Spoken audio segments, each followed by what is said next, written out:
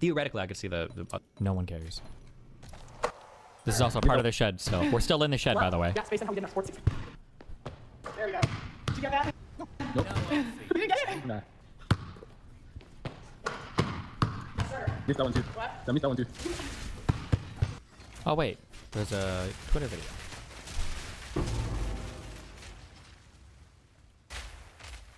Why are you moving to Chicago? $10 million shed tour.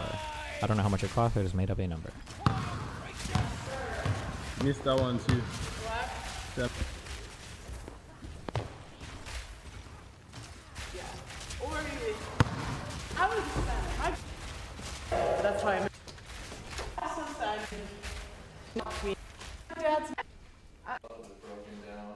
This is like a terrorist arrangement. You don't negotiate. In another bedroom. You're not putting it. I'll More like that. show you this second watcher. Yeah, and this is just like boring boy stuff. I don't. Yeah. That's like a saw thingy majiggy. Not yet. Yeah.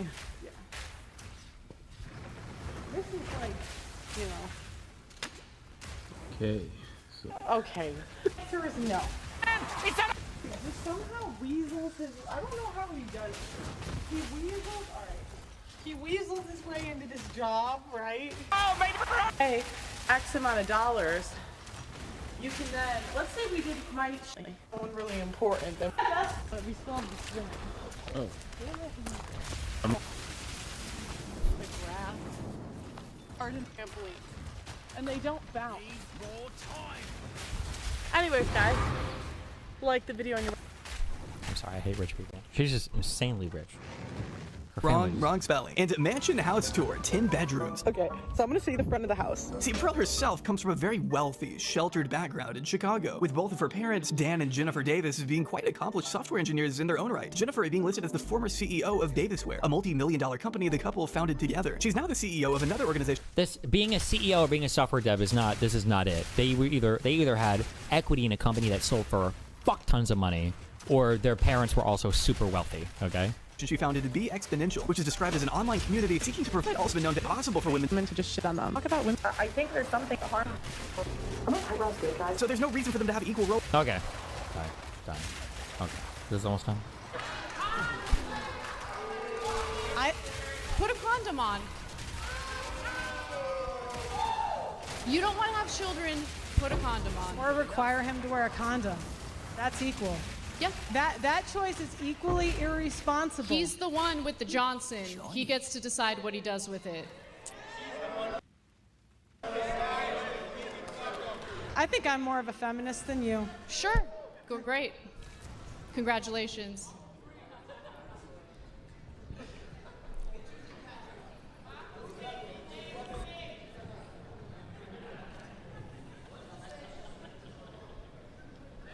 This is the longest 30 minutes of my life.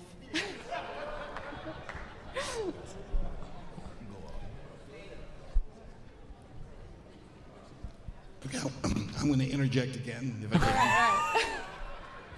Oh my god. No, I was kidding. So, one thing that I do think is happening is that there is a shift that is taking place in America, and I think you both have alluded to this a little bit. And so I'll ask Anna first. Is the white balance on this off, or does this guy have like a spray tan and lipstick for his face and fillers? I honestly can't tell anymore. I don't know what the fuck kind of clown world. What? Because there's a huge difference in shade between his. A little bit. Oh no, wait. Well, is there? And no, there is, right? And so I'll ask Anna first if you would agree with this.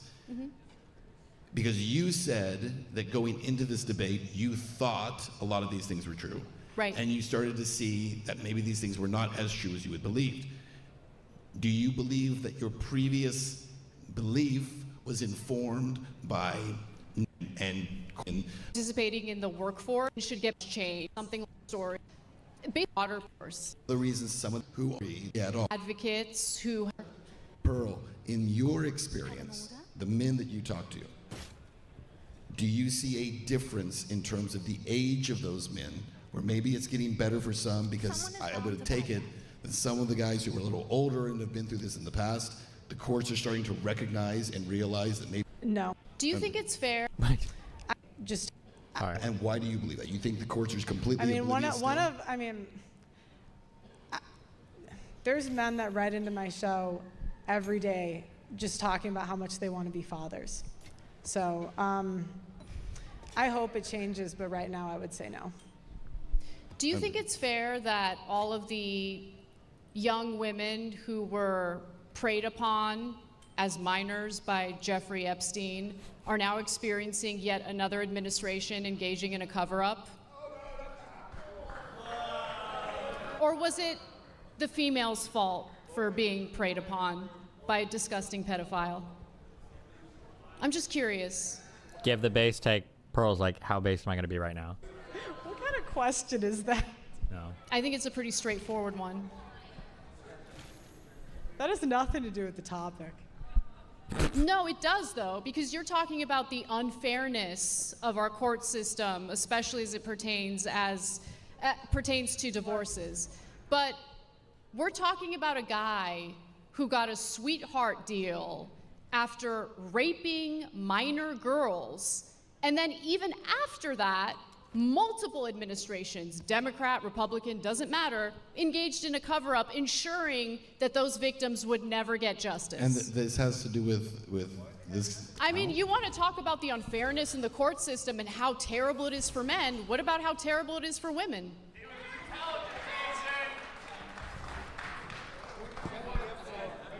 Look, that has nothing to do with anything. It has a lot to do I with think what in we're fairness, talking you got to admit that's an anecdote too in comparison to the overall statistics. It's a pretty big anecdote.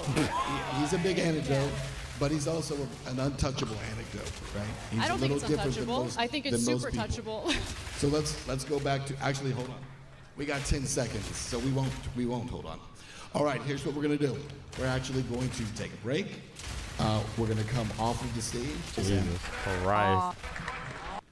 Why does she have all these papers? Oh my God. Well, Kyla. I think Anna. What do you think, Kyla? Well, I think Anna said it all. You know, I think whatever opinion you have on the topic, that was an absolute bloodbath. Huge It's respect to Gavin. Pearl for coming out, but if you're going to hold this position, you should be able to support it. And Oh, if you our think alcoholic friend. that Pearl won that debate, you're probably retarded. Like, I don't know. Jesus. That was rough. Well, you know, when you kind of get into it and you watch, so Pearl Step had some wonderful, and we've seen her on bigger. Well, I guess I'm retarded because I thought Pearl did great. I think that. You think she won? What? You know what I noticed going on over there? Anna doesn't have kids. Pearl has a kid, and Anna was doing this like mass. Does Pearl have a kid? Wait, it's Gavin McInnes. He's probably drunk. I don't know if this guy's any idea what's going on right now. Masculine thing, where she was being really, vociferous and attacking Pearl, and Pearl had this sort of like calm. Why are we which is like, infantilizing Pearl? She's got 2 million subscribers. You know, on when YouTube. She's an when a adult woman woman. has a kid, We are absolutely infantilizing. Pearl. We're being like, no, I'm saying women who have given birth, women who have given birth are better than women who haven't given Pearl have a birth. child? Sorry, you're Pearl more have a of a valid woman if you have a kid. Yeah. I mean, there's Wait, a lot going so on in here. I had a miscarriage, so am I less valid or more Oh valid? no, as why a would you even woman? say Well, that? what happened to you was obviously horrific. I still Didn't cry. Yeah, well, that's just another day at the job. No. It's also has this that's called. I think I'll. There's no way that see, Just like- Pearly thinks has a kid. Did I? There's no way this is true. That she's a single mom and she's out here saying all this crazy shit. There's no possible way that's true.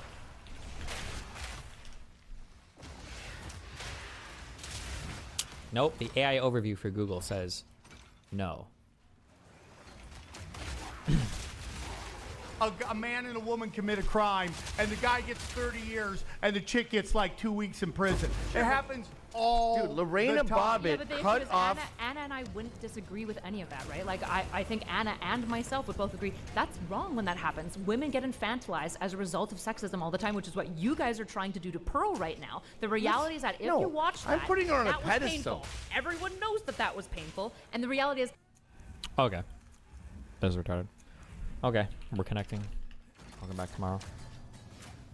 I'm busy for yesterday, today, and tomorrow, but then on the 14th we're back to our regular programming, I promise, okay? Handshake, compact, armchair, expert, console, headquarter, novice, footstool, understanding, pumpernickel. Oh, I already got it. I already got the purple one. Proficient, agreement, cephazadime, intermediate, bookcase, and money penny. This is the purple one. Boom! Stupid. Okay.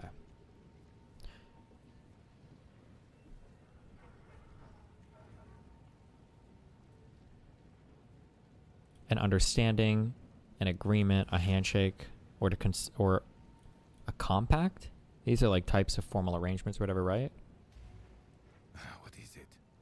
Hopefully, this will help. I already know all of these. Hold on, I'm going to try to sort them. This is going to be the next color. Yep. And then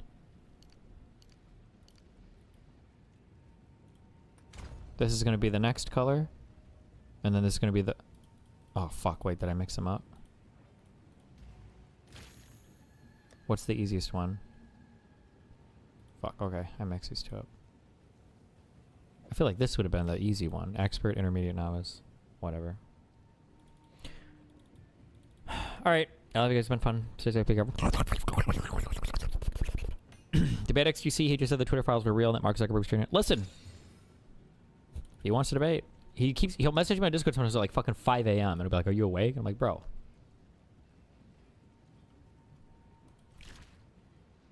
Have an order? I love you. Don't die. The inquiry. They need to give a test. Once they have the test, they need to apply the test. But they never do that because they don't have a test. They're just going off of their feels. Did you see your former co-host, or maybe you guys are on hiatus, Straighteraid was on Tim Pool talking about this. Oh yeah, I'm gonna watch that.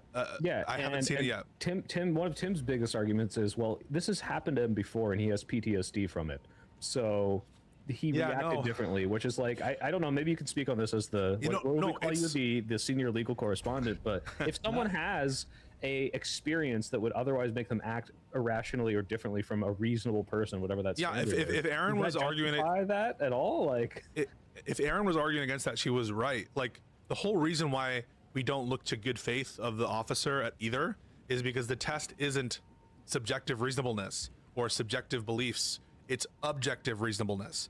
So you need to show that an objectively reasonable officer in the position of said cop would do X, Y, or Z. And obviously, an objectively reasonable officer wouldn't be operating using trauma. Like saying it's trauma that caused the response is another way of saying, like, should have been on leave.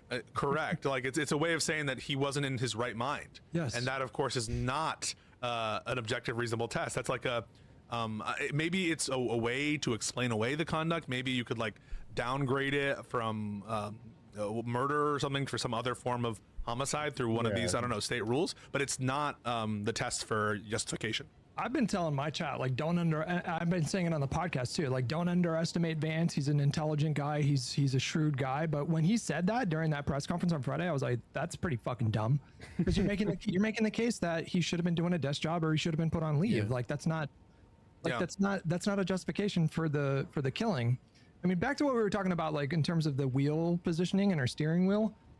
In a particular context, it doesn't really matter what her intent was, because if he had a legit fear, like or credible or reasonable, right? It's his apprehension of her intent that matters, right? But it does establish, like, really firmly that not that we didn't already know this, but like Christine Noem getting up there and saying that, you know, literally not even before her body was cold, was so unbelievably unprofessional. Like even a Republican senator, was it Tillis? Is he a Republican? Yes. Yeah, Tom Tillis. Yeah, he came out. He spoke about how this is really unusual for the Secretary of Department of Homeland Security to get up there and make such a declarative statement like that. To use language like calling her a terrorist. Like, the word terror, and I don't know if you guys saw the Tapper interview, but he did a pretty decent job grilling her on this. And I don't watch Tapper anymore after he mutilated my boy Biden. He's a bit of a mixed bag, but I'm just joking. I'm joking. He was good in that interview, and yeah, she was just she was totally non-responsive. Like you would ask her questions, and it was like 3 or 4 questions in a row. She just completely dodged the question. Yeah, she wouldn't take the bait. She wouldn't engage. She stuck to her original narrative, which was ridiculous. She stuck to her original story of the ICE officers were stuck in the snow and they were trying to push their car out, and then this woman came barreling down trying to run them over. It's basically how she described it at first. And she's like, well, that's the facts. It's like, that's not the facts at all, you nut. What do you guys think of, some Democrats are saying we should shut down the government, and not shut down the government in exchange for ICE training being extended. Right now, I guess it's like 47, 48 days for new officers. I don't know how true it is, but support, yes. So I think basically Democrats... I think yeah, do it. Yes. Shut down the government. That's the wedge issue, though. Like, if they say, okay, we'll give more training to ICE agents. And okay, I was going to say, like, yeah, that should be the expectation, but like, I don't know if that, if we like, ICE is doing horrible things. The worst part about ICE is not that they're incompetent dumbasses. That is a big bad thing. But if you defund ICE, dismantle ICE, destroy it, to be better at doing what they're doing, that can't be our win from the shutdown. It's like, oh, like that is the like left wing, you know, the Democrats are just diet Republicans, and when we say, oh yeah, like what's the win? It's like, well, we have the more trained ICE, you know. Well, hold on. Like, oh great, cool. Hold on. I think that a lot of people are saying get rid of ICE and all this, and I agree that the agency is poisoned and probably gonna have to be remade when Democrats take over. But we still want, maybe you guys disagree, but I still want ICE out there getting bad criminals out of communities. I mean, does anybody disagree? I don't want ICE doing it. I want some other people doing it. I want when people some other say people. Abolish ICE, this is like one of the things that I've like fully moved left on, because before I'm like, this is like abolish the police. This is ridiculous. Obviously, we need some sort of law enforcement, immigration enforcement. When you see how rotten to the core this institution is, and how corrupt and evil they are operating, I'm like, destroy this institution and remake it and enforce immigration some other way. I want ICE gone. So it's not like, cool, more training. I think that's probably politically dumb, but I mean, as of like right now. Do you agree? Like, maybe it's bad to say rhetorically. Is it something you agree? I'm just gonna say it. Fuck ICE. Wait, hold on. I'm just gonna say it. Yeah, I'm 100% with you. Fuck ICE. It is rotten. You're 100% right about that. I'm not talking about like the idea of abolishing ICE. I'm not opposed to that. I'm saying that if you run on abolish ICE right now, then you are going to run into that issue where a lot of people, they're going to twist it, and they're going to turn it into they don't want to enforce immigration. Yeah, and they might say something crazy like Democrats are for open borders and they want an invasion to continue. And a good thing they would never say that. So, they will do that, and it'll probably work on a lot of. They've been doing it for years, right? Like, how much worse can their lies about Democrat positions? They're doing it now. They're saying like, oh, we actually were trying to arrest a child molester, and Democrats don't want ICE to do that, right? That's what they're going to say, stuff like that. And if you have like the entire party running on abolish ICE, you're just kind of giving them a layup there. So you can run on aggressively implementing reforms, and I think that's probably the politically smart thing I would say abolish ICE, fund CBP. That's my new fucking strat. That's better. Fund CBP. I mean, I don't know if you guys saw, there was a civics poll that came out today that showed support for abolishing ICE went up 17 points. Hell yeah. Fuck ICE. Since the incident. So this incident is clearly not, like, I think the Republicans thought this would be a total layup. They saw that they got really stuck on that one really grainy one where you don't really see the angle at all. And they thought this was a slam dunk, but the public is very much sympathizing with the protesters right now. I thought it was also really good that we had thousands of people protesting over the weekend, and it didn't devolve into like a riotous kind of violent thing. And so we have public opinion on our side at the moment. I think there's like movement towards like being sympathetic to abolishing ICE, but it's still unpopular. It's like 42-50. So, conventional wisdom would tell you don't run on unpopular things. This is the problem. Don't free the slaves. This is the problem we ran into just with kidding. defund the police. It's like we just assumed people would understand what that meant. Like, oh, well, that means then we're going to move some of the duties onto some other services, but we still want some cops. People don't have the imagination to figure it out. So I worry about criticizing ICE too hard. It could be bad. I agree. Like, yeah, if you say abolish ICE, That's going to be way more detrimental to your campaign than if you say heavily reform ICE, and when you get elected, you actually end up, destroying and reforming it into something new. You can't run on just get rid of it. That's a soundbite that could be used against you.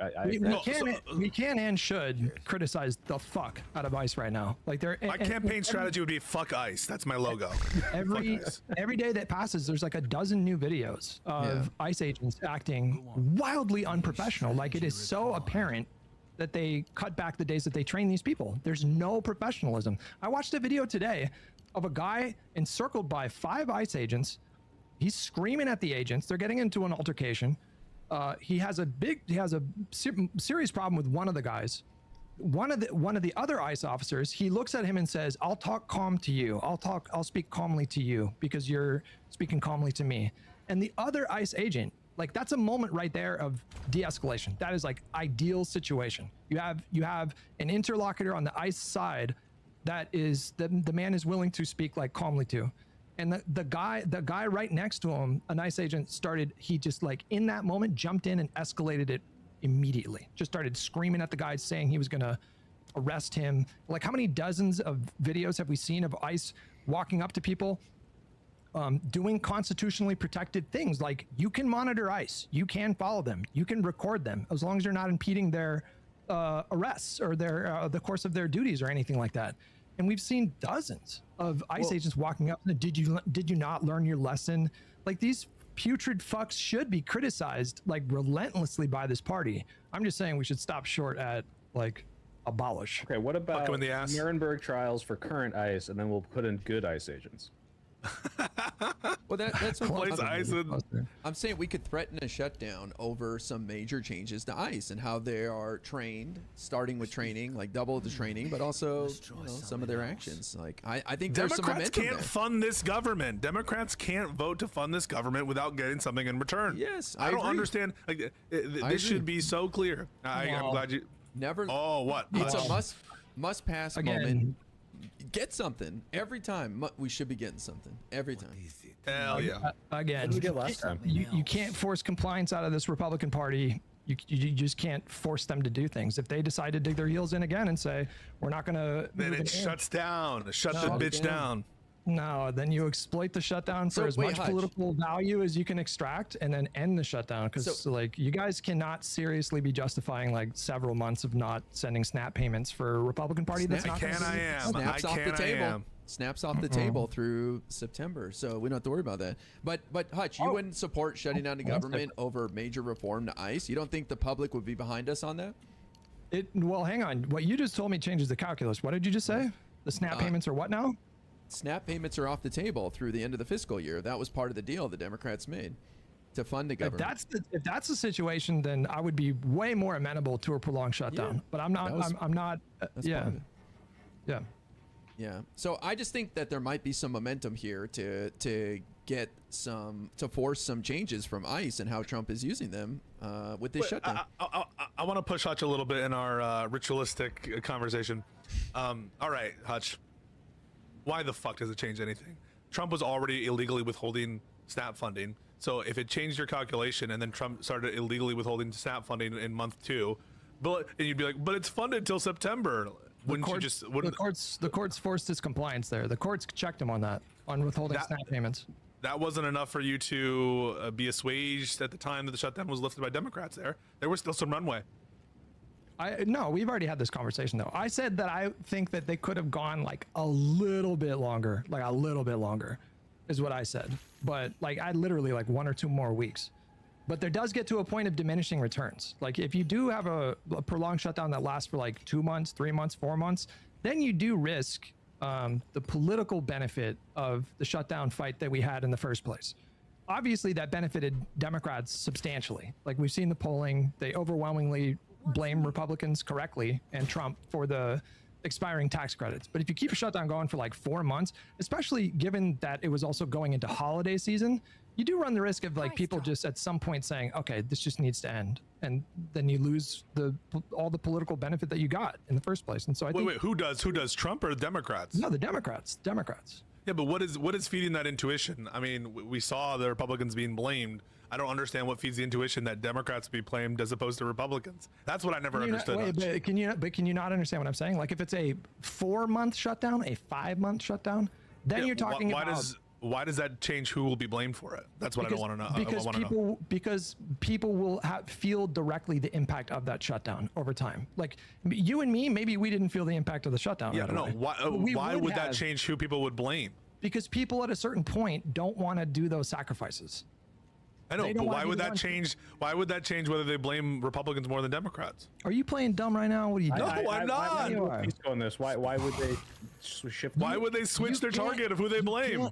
No. You're not understanding what I'm saying. At a certain point, if people experience the chaos, especially going into holiday season with air travel, people are, all over the country, stuck in airports for still blame Trump more. Literally. Yeah, still blame Trump more. No. You'll be more mad at Trump. You don't understand the risk of that person in that moment saying, I don't care who ends this shutdown, but someone needs to end it. And at that point, you have lost some of that political value because people don't in care virtue at of that what? point. In virtue of no wait, but they were blaming Republicans. So what? Why would they change? We're circling the drain here. I can repeat myself, but you keep repeating yourself. The more prolonged it gets, the more you risk losing that political benefit. Why? I don't understand why. That's what I don't explained it to you. No, but you didn't say why. You just said they might. I did. They might decide You with got whoever okay, ends it. Hold on. Let me try it again. Did any of us directly feel the impact of the shutdown? Irrelevant, not answering. I did any of us feel the irrelevant, impact not of the answering. shutdown? Irrelevant, not answer. Shut the fuck up. Mute his mic. I swear to God. Did any of us feel it? Probably not, right? Mostly not. But if it goes on for 4 months, all of us are going to feel it in some form or another. And at that point, people get impatient and they don't care who's to blame. They just want it to end. And the longer it goes on, the longer they're thinking either party could stop this right now. Like the Democrats could stop it right now. And you do risk losing that political benefit. Well, can I give a story too? I'll give a Just So story. Hey. Yeah, the longer this goes on, the more angry they'll be at the people that they're blaming for it, namely Republicans. Therefore, the longer it goes on and the more pain they feel, the more they'll blame Republicans. Maybe. Why does that story not make sense? Maybe that happens. I'm saying it's a risk. I think, and I would say a considerable risk. The Republicans would have been blamed more. May have the gap may have shrunk over time, but in the end, they still would have been blamed more. I think. But I agree with you, Hutch. I wish they had held out longer. But look, we just had a vote on a clean 3-year extension of the ACA enhanced subsidies, and 17 Republicans voted for it, right? 17, including it's dead in the Senate, though. Well, but the thing is, if it passes, I don't know. Go for it. Well, because people like Van Orden voted for it. These are total Trump dick riders, and they voted for it. So there may be some momentum there that ends up getting a vote in the Senate eventually, and it passes, and Trump signs it. So in the end, we may get what we ultimately wanted. But we still won because we moved the issue to the forefront, and now we're seen as the party fighting for affordability. That I agree on. Net Democrats are better off for raising the issue in the first place. No doubt about that. And I think that was a good issue. Ultimately, I think that's totally fine. And so I'm not here saying Democrats are useless at everything. I'm not that kind of guy. I love Democrats. I love the Dems. All right, but I'm just saying we just want a little bit more fight. We want some viciousness. That's what I want. Can I ask you guys a hypothetical? Yes. If we had a crystal ball, excuse me. If we had a crystal ball, and I could tell you with 100% certainty that the Republican Party will never concede anything because they're too beholden to Trump's interest right now. Yes, I would. Explain that to me. Please explain that to me. Because I won't concede doesn't mean the voters. What I was going to ask is, would you be okay with stretching the shutdown for a year? Yes. Yes. If you knew that you weren't going to get any concessions? Yes. If you don't get a concession, doesn't mean the I'll tell you voters why. the Republicans worse and vote for you. Like that, isn't that what we want for them to be out? Yeah, that's your argument, Hutch. That you would partner with civil rights abolitionists to defeat fascists. Yeah, just because we don't get any concessions in the Senate from the shutdown. Let's say they're stubborn as a mule. Your crystal ball is 100% correct. Does not mean that the voter base is going to say, "Look who's in charge. They are fucking us. They've been fucking us for a year. We are not reelecting them." That's the win. And you guys think that you would have the support of the broader electorate for a year-long shutdown? You are fucking insane. Wait, why? You are in a bubble, an internet bubble. Hold on. I'm not saying the majority of voters. I'm not. They're gonna blame Trump. They're gonna blame Trump. Trump's in charge. They're gonna blame Trump. Hutch, you don't think even they would blame the Republicans even 1% more? You don't think that even 1% more blame would benefit I think us? beyond a certain point, the broad electorate are gonna get to a point where it's like, I don't care who ends this, but it has to end. Based on what? In virtue of what? So what is feeding that intuition? Because you cannot shut the fucking government down for a year, Pisco. It's not. But like, do you have any other than like? It feels like they wouldn't like this. Do you have like and chaos. precedent? Yes, like that they would blame on Trump, the people in power, Trump who won the election. Worth it? I mean, we already have a huge advantage. But we already have a huge advantage on them electorally right now. The inches we need are all around us, Hutch. All right, we need to win Alaska. We need to win Alaska. We need to win Iowa. We need to get Carrie Lake in there. Did you guys see that? Carrie Lake, like apparently moving to Iowa to. That would be a fucking gift from God above. No, listen, Hutch. This is my calculation. I'll tell you what. When I determine what action we should take, I look at the different situations, the different worlds that could exist, and whatever I think the least harmful outcome is the decision by and large I'm going to take. And I think you and I agree with that, okay? We love taking the least bad option. Agreed? Generally, yes. Okay, generally, yes. So, yes. We agree on that. So I think having a persistent shutdown based on a principle of Democrats don't give votes to fund a government without something in return, a principle that we used to uphold, that doing that when the Republicans are unwilling with our crystal ball to budge on anything, and we knew it for a certainty, is still preferable to giving in. Because I don't believe that there's going to be mass death in America because of that situation. Mass death? Wait, what? That's the only metric here? Not the only metric. I don't think the consequences to the health and well-being of the American people are such that it overcomes how much gain there is for Democrats in terms of political advantage in the fight for our country, Hutch, which is the fight against fascism, which you agree with. So if it's the case that the government is not funded for a year, and if it's the case that Republicans are going to be blamed more for it, which I think it will, then I think it's worth it. Okay, let me ask you a question, okay? This is really important. Would you agree to a year-long government shutdown if it meant that you did not receive any income in that year? Wait. A year-long shutdown for me myself? Yes. Yeah. If it meant that you did not receive any income for an entire year. Yeah. I did answer yes to that question, Hutch, just so you're aware. But this is another example. I love Hutch. I want to say I love Hutch. I love beautiful Hutch. Hutch is beautiful. Don't do that. This is no. But I will say. That was one of the slimiest debate tactics I've ever seen. Basically, what you're saying is it's not slimy. So it is slimy. It is slimy. No, Wait, Hutch. No. Wait, Hutch. I just want to explain why it is slimy. Will you give me the space to explain why it's slimy?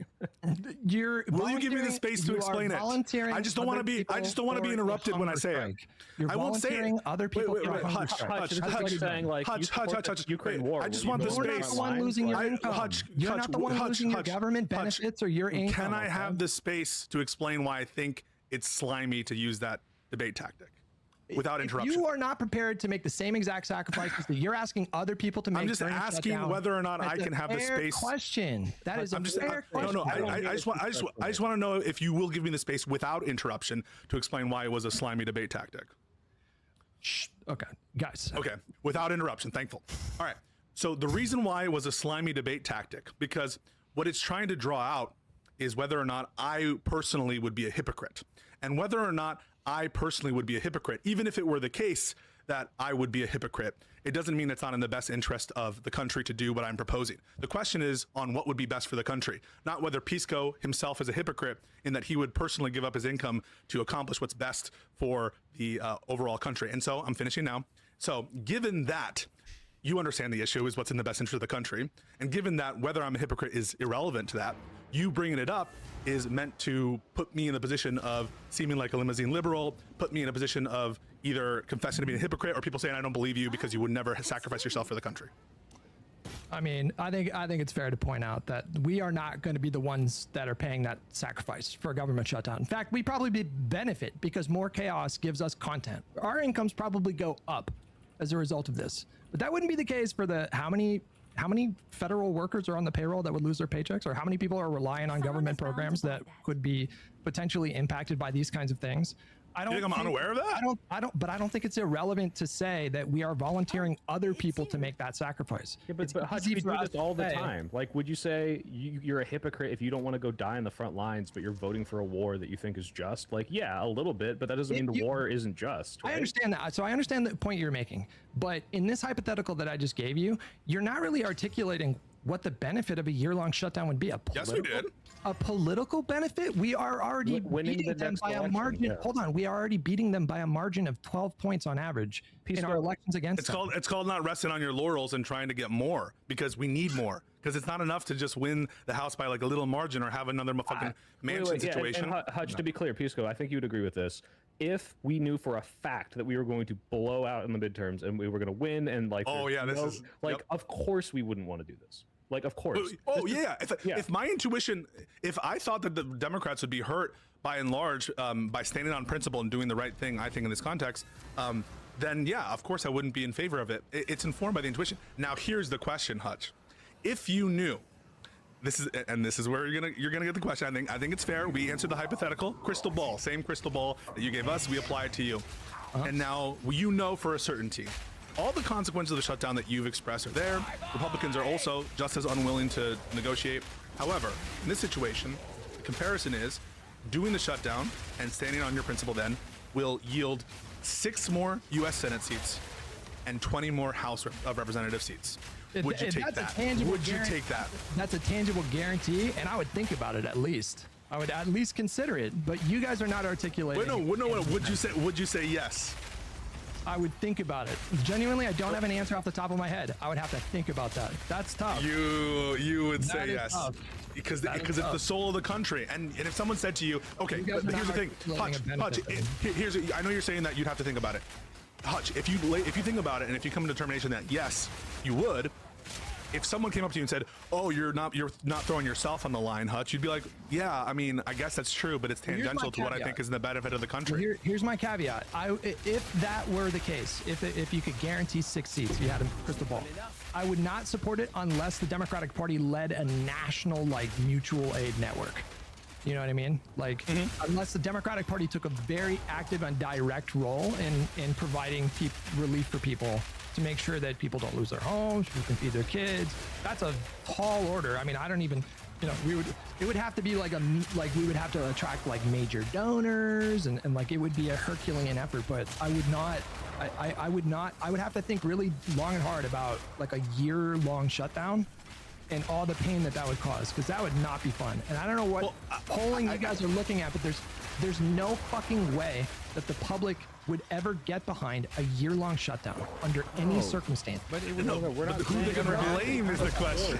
The year-long shutdown. We'd say that the year-long shutdown would help Dems more than it would help Republicans, meaning that Dems would have a better chance in the midterms. No, there are a lot of Americans that will and do support shorter-term shutdowns for some kind of political fight to raise the salience of an issue. You are not going to find they are going to get so fed up with that shutdown so fast. They're gonna get so mad at Trump, just like the Iranians right now are mad at the fucking among other reasons. But what other reasons? Among other reasons. You interrupt me. I think it's so obvious that they would get so tired of it and just be equally mad at both parties past a certain point. There are diminishing returns for this kind of thing. Yeah. And the smoke that you guys have for Democrats for not being able to magically force a death cult of a political party to concede. That's not what we said. We bit the bullet, or at least I did, and I said I would be. If they 100% chance can't get them to concede, this might still would still do it in the long run. Short term, yes. I would support a short-term shutdown, yes, for political gain. But you're sacrificing that beyond a certain point. I got to read this super because it's to your point, Hutch, and they gave me $100. So thank you very much, Spook. They said the main thing is that Democrats suck at messaging, and given the administration has a stranglehold on it, combining it with the fatigue, i.e. what you were just saying, like a very long drawn-out shutdown where it's really hurting people, would have been a tipping point. They think that they should have held out for the shutdown, but I do get what you're saying, Hutch. It's perceivable to me that this could be worse in the long run. This is not a hill I will die on. I'm saying that ultimately, what Peaceco and I think I agree, is this would hurt the Republicans more. And if this was like the difference between a slight win in the midterms, which were projected maybe a bigger win, versus like, oh, we're guaranteed to win, I think it's okay to sacrifice that during the shutdown. Here's the big question, right? And I think ultimately we can go back to 2024 for that. My intuition is that 2024 was lost / an uphill climb because of the actual sort of feelings and conditions regarding the state of the country and prices and inflation. There are some people who say Biden and Kamala lost because of messaging. I am much more inclined to think that 2024 and a lot of these economic conditions, that people's blame for them are correlative, and they blame whoever's in charge. And if you take that view and you think it has less to do with the stranglehold on alternative media or whatever, then I think you'd be inclined to say that any bad thing that persists while Trump is in office is going to be blamed on Trump. By all else equal. That doesn't feel analogous, because it's not like with the economy you can make a decision to end a shutdown and, you know, bring inflation down. But you can, as a Democratic Party in Congress, you know, give the votes to pass a budget to end a shutdown. So can and Trump can have agree. You can have a much more direct impact. And I just think it's so crazy that, like, even when I told you, even when I gave you the hypothetical of, like, you know, they're not going to give you any concessions. That to me is just purely performative. You're just chasing like catharsis, and you're not really. So we're gonna pause. Wait, I just want to pause real quick. So, all right, it's not bad faith because it is my real opinion. You can say you disagree with it. Doesn't mean that it's bad faith. I didn't say you're bad faith. It's not performative. I actually do agree with this. And saying something like performative, he would have won his debate. And like you're saying that and you want like an avatar to like channel that anger and with that anger. So but this is infantilizing. You're basically saying that my strat is some kind of like emotional release, and that it makes me feel good to just be angry or something. But like, I just don't have that intuition. My intuition is that strategically, it doesn't make sense for us to signal as negotiators, yeah, if you push us like hard enough, then we won't have any line. And what you're suggesting, I think, is even more ridiculous and even more emotional, which is you, with 1 year of shutdown, will give up basically anything. I mean, why would this not apply to any program you care about if that were on the table? If the only budget they passed, it was clean CR plus, eliminating something that you really cared about. If someone came up to you and say, oh, you want people to starve or whatever, you would not accept it. Everyone needs to have a line in negotiations. And to claim that my line is performative, but whatever bullshit line you're going to come up with, because I will push you, and we've already done it, frankly. I said if funding the government was contingent on ending Medicare altogether, you would be against it, right? And that's a line that you would that's a line that you would draw. But that line's not performative because it's Hutch's line. But my line is performative because it's Peaceco's line. It doesn't make any sense. But this shutdown doesn't get us anything. Like, I'm trying to get people to understand that your anger and your frustration should be directed at the Republican Party, who are currently a death cult subservient to a senile pedophile who is instructing them for the barrel of a political gun to not give any concessions whatsoever, and they're obliging him. They are the problem. If you can't force them to make concessions, your anger should be reserved to them. And the proposition of a year-long A to B. shutdown, The logic is not, oh, we're doing this just to be like, well, if they're not going to back down, we won't. The logic is we would project that Republicans would perform significantly worse when the midterms roll around if we still continue. And if you don't agree with that can be where you contend, but we're not doing it just to be performative. It's the idea is we would win more votes because more people would blame them for the shutdown. Why do you say they would not give in on anything? Where is that coming from? Crystal ball. So this is the crystal ball hypothetical where they won't. We had the longest shutdown in our government's history, and they did not indicate even a tiny inch that they were willing to concede anything. Okay, we already know that that's what they did. Okay, maybe the politics are different this time around. Like maybe because we had, just like you said, we had like 17 Republicans in the House that voted for these tax credits. And if that's the case, then it does change the calculation. Like if I actually thought that there was wiggle room, if you could give me some quotes from Republican senators that are like indicating that their political calculation has shifted, maybe that changes the whole discussion. What about the votes in the House? What about them? I just mentioned this. Right. Yeah. So now, given the fact that Republicans have signaled a willingness to do that thing, why would it not make sense? Well, I'll tell you why. Is because Democrats have already signaled their weakness. That one of the problems with negotiating, where you define when it is that your line is, your bottom line is, and where it'll be too much pain is, now knowing that line, Republicans are just going to eat your heart out in every negotiation. So we fucked ourselves because we have useless negotiators As a government slash defectors. Has a government shutdown ever led to concessions? Yes. I don't know if that's true. Has it ever? When has there ever been concessions? There, I mean, yes. In the Ted Cruz shutdown, they put in some reporting requirements for the new exchanges, that they were doing under the Affordable Care Act. thing? I mean, yeah, they put in some reporting requirements there. You know, you can contest how significant they were, but we're not talking about major policy concessions as the only reason we would do the shutdown. Soybill has now just said this 3 times. I'm just hoping that you hear him, that we've laid out why we think that it would make sense that Republicans would be politically blamed more for the situation than Democrats. And so you can't just say it's performative unless you are like, it's so ridiculous to think Republicans would be blamed more. So you have to actually take the argument as it is. It's performative when you say that you would support a shutdown even if you knew it wouldn't amount to any concessions for a year. What is the point of that shutdown? So this is the 5th time now I'm saying it, and Soybill said it multiple times. So there's a thing called but you live winning in elections. A fantasy world where you think the public would like, you think this would net us like 10 or 20 seats in the House or like 5 seats in the Senate, when in reality it would just piss off the entire electorate and they would become against against both parties is what would happen. Okay, if everyone's disillusioned, Democrats will. If everyone's disillusioned, Democrats will clean house, because Democrats voters will go up to the polls and the disillusioned voters won't. Cleaning house though, that's the thing. Like you guys are, like, why fuck up a good thing?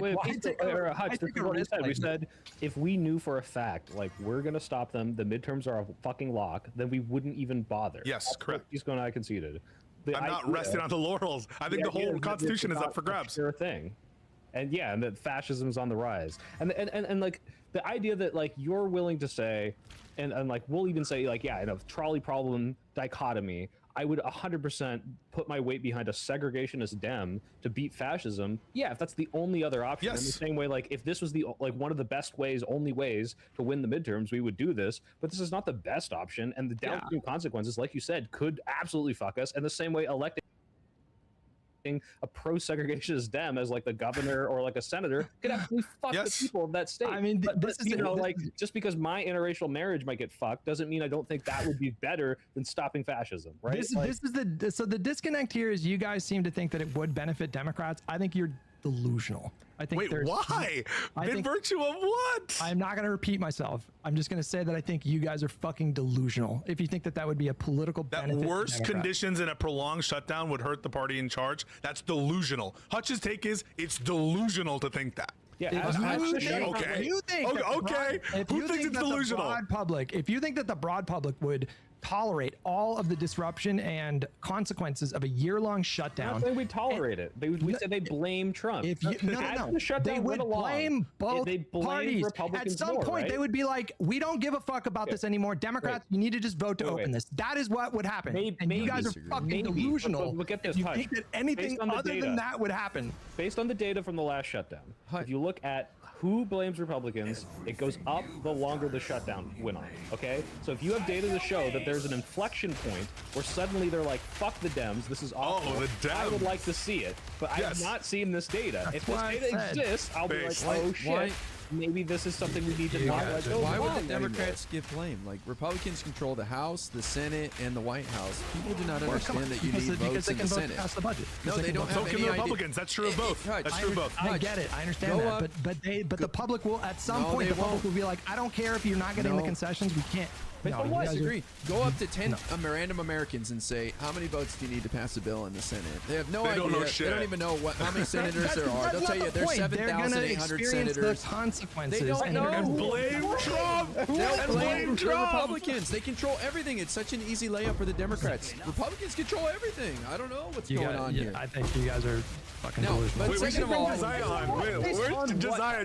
He's in the chat. Wait, we should bring Josiah on if he's around. Second of all, there's no world in which a year-long shutdown happens. We had the holidays coming up. Business travel would have slowed down. The economy would have been shaky, and Trump would have bent the knee.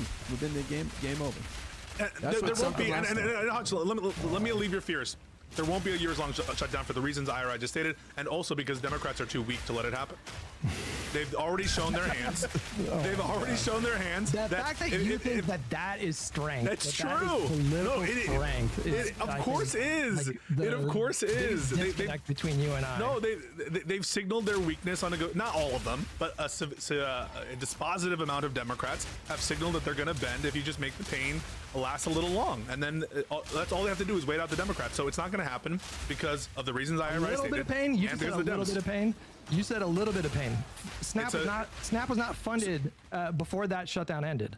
So when I say little bit, relative little amount of pain compared to the consequences of the country. That to me is fucking crazy to say that the complete halt of SNAP benefits for potentially like several months. That's not a You little can bit soy out about my terminology, little bit of pain there. You can soy out and be like, oh my God, you're so out of touch. Ivory tower. Just keep doing it. It's true. It's true.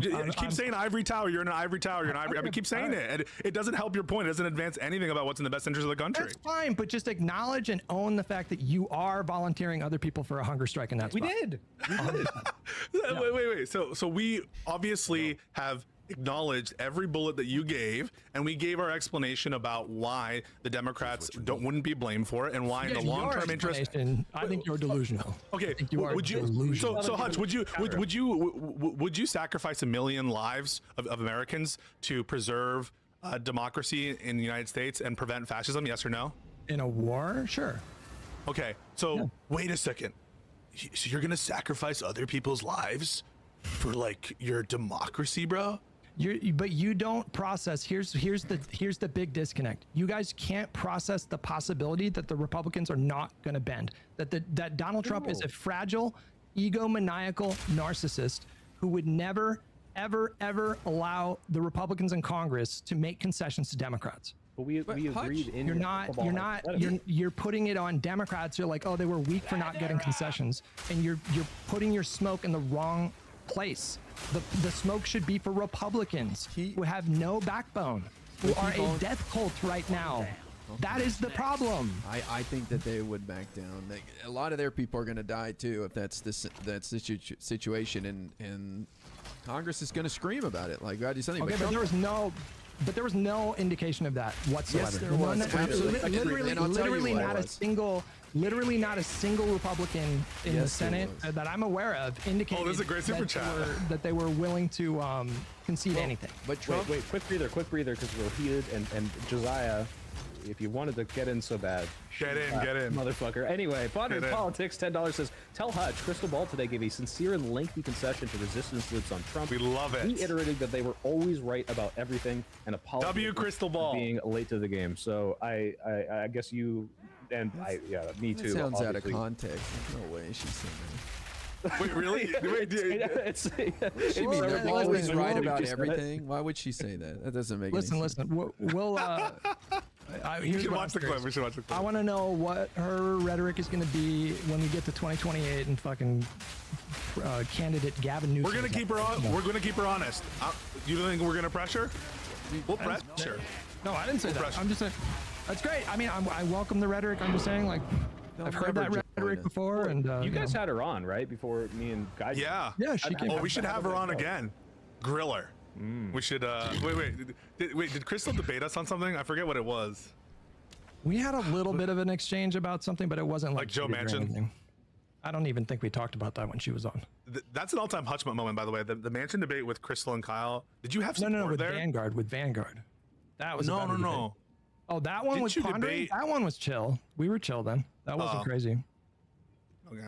Yeah, we should think about bringing the Vanguard back on. Wait, can I just ask, in terms of the left alt media sphere, the lefty type Hutches, who's on the list right now in terms of like these people are so deranged that even like encounters with them need to be like purely focused on bringing them down? Like, who is Crystal and Kyle still on that list? So you're weaseling your way back into Hutch's good graces by saying, "How much do you hate the left?" I'm trying. This is called. It would be a shorter list of people who I think are reasonable. I'll put it that way. Ooh. There's Who are the lefties who are reasonable? There's just a lot of flowchart shit going on, and honestly, this feels like flowchart shit to me. That's why I'm sensitive. IRI is not a flowchart guy. IRI is the DNC incarnate.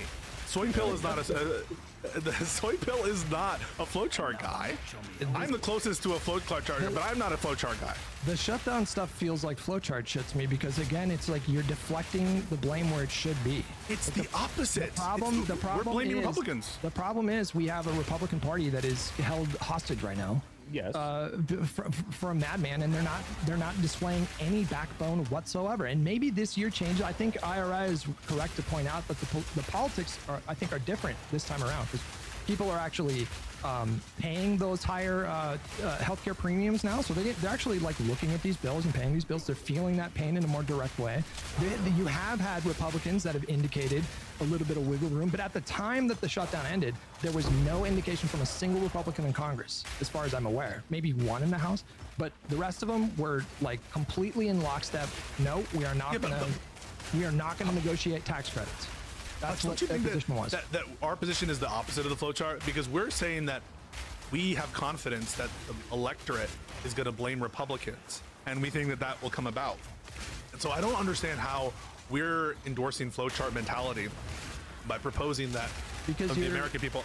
Okay. Because you're not even considering the possibility that the Republicans at that time would not move.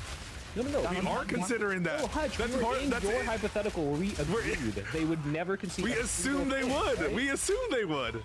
Yeah. Then I find it even less understandable. Okay, so here, let me in the absence of last concessions. attempts, and then we'll move on. Right? Based on the data that I've seen, and I guess Peace's seen, and Guy, maybe you can back us up here. It seems that the disapproval for the Republican Party and who is being blamed for the shutdown increased as it went on. Now, obviously, this comes with people being hurt.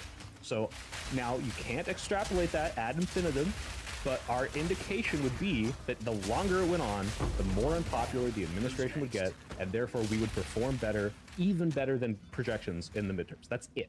That is the data we've seen. Now, if you have contrary data, no, that's if you not think the that's data not true, but you are extrapolating when you say that. Yes, we are extrapolating. No, you are assuming that the trend holds or it continues to trend. Yes, we are. We are assuming this. That is we are assuming that. You have no rational basis to assume that continuity of that trend. Yeah, but why would you assume that it doesn't go that way? That's what I'm saying. I'm not assuming one thing or another. I'm saying that there's significant risk. That's what I'm saying. It's unpredictability. It's like it's like an unknown. But that cuts both ways. Wait, that cuts both ways. Stop. Why would you even risk it at that point? If you have all this significant political benefit in that moment, why even take that risk? If they're like plus 20 in terms of who they blame, why take that risk when they're not giving you any wiggle room, not giving you any indication that they're going to make any concessions? I think the risk cuts both ways. I don't think that you're pricing in opportunity cost and the real cost of unrealized gains that are available to you. And so you can say risk, but there's risks both sides. There's risk in terms of what you could lose, but also risk in terms of what you can gain. I think it relates to like loss aversion that a lot of people have. But for you, Hutch, like you are very sensitive to loss of any kind. And I think that sometimes it's good. I think sometimes loss aversion makes sense. But I just think that you have an irrationally high loss aversion. Here's where I think it's not irrational. When we look at the electorate right now, what do we see? We see broadly, we see people that are extremely dissatisfied with both parties. We see a lot of people that feel completely put off by politics and do want more bipartisan efforts, despite whatever the Democratic voter base says. That's what like broadly, like normies, this is probably 60-70% of the country that are just generally just like, I'm so sick of the bickering, and you can't imagine that same electorate after a several months prolonged shutdown turning on both parties and just feeling like, oh, this is fucking ridiculous. Well, if they turn on, if they turn, what? Based on what? We can imagine it, but based on what? I have no indication this can happen. I can imagine. I just laid it out for you, though. I mean, I told you they're extremely dissatisfied with both parties, and they're sick of the bickering, and they do want the party. Why do we think it's likely? Why do we think that? They want the party. They want politics to stop being so dysfunctional. Is what they're saying. That's what they're telling people over and over and over. Our indication is based on an extrapolation which might be fallacious, that they would continue to blame the party that would then lose in the midterms. You're giving a plausible hypothetical. Pisco and I have agreed to this, but based on what do you think this is more plausible than the trend reversing or the trend continuing? What's the epistemic case for one versus the other? I don't have a data fueled answer for you guys. I'm just looking at what voters are saying, and what they're articulating is what they think the problem is, like right now with politics. And right now there's a lot of people that are like sick of the dysfunction, and your strategy just creates like literal chaos. Based on that, do you think more bipartisan bills will get better support for the Democrats, considering that the Republicans won't even vote for their own bipartisan bills? Like, I don't see this clamoring for unity, which does exist. Don't get me wrong. That we do have data on, in terms of like we've had several pollsters ask people the question: do you want the parties to work together more? Right. No, I'm agreeing with it. Overwhelmingly, voters are saying yes. Yeah, but Republicans. But in your hypothetical, the Republicans are literally refusing to budge on anything. I never said that the Republicans are like, I didn't say that they're good faith, negotiators. I understand that. I'm saying as part of like, I feel, Hutch, one of your parameters of the hypothetical, it's that the Republicans are intransigent, like they're not moving at all. And so, yes, I probably agree that if you ask voters, do you want to see more, functional bipartisan stuff in Congress? They'll say yes because it just sounds good or whatever. But even to the extent that that's a genuinely held view, I'll assume that it's a genuinely held view. Why would that inure to the Democrats' detriment, given the Republicans in this stance are refusing categorically to negotiate, and the Democrats are the ones saying we want to negotiate and we want to have a fair deal? I just don't have an intuition that from the public's perspective, they're going to view the Democrats as the ones preventing bipartisanship and who are not in concert with their sort of ideological goal. Because a lot of people in the public were insulated from the more direct consequences of that shutdown that we had the last time. That was like a 5-week shutdown or a 5.5-week shutdown. If it had continued, then we're talking about several months of of federal workers not receiving paychecks. Maybe they start disrupting things locally or whatever, and people not receiving SNAP benefits, and all the other numerous ways that chaos begins to manifest in a way that the voters themselves will more directly feel the consequences of. We were rapidly approaching that moment, especially with the holidays coming up. That's a huge time for travel and commerce, and that the potential for disruption and chaos and these kinds of. And that would have affected me, Hutch. I'm just saying that would have affected me, and so I was willing to put all of us. It would have affected all of us. So all of us. I was willing to put it all on the line for my holiday plans and all that stuff. So just to be clear, I know not as much of the SNAP people, but listen, I think that we just fundamentally, this is where I think it is, and you tell me if you disagree, so we can move on. I think that I have less loss aversion than you, and I think that Democrats. One of the flaws in our thinking has been basically not taking strategically calculated risks, like in this situation where I think that there's enough of trends that where the prolonging of a shutdown tends to negatively affect the party who's perceived as responsible for it, that I think that that's a calculated risk that I'm comfortable with, especially given the ideological and principled reasons not to fund this government and to stand tall in a negotiation position. That is a calculated risk, and you're risk averse, and so you don't want to do it.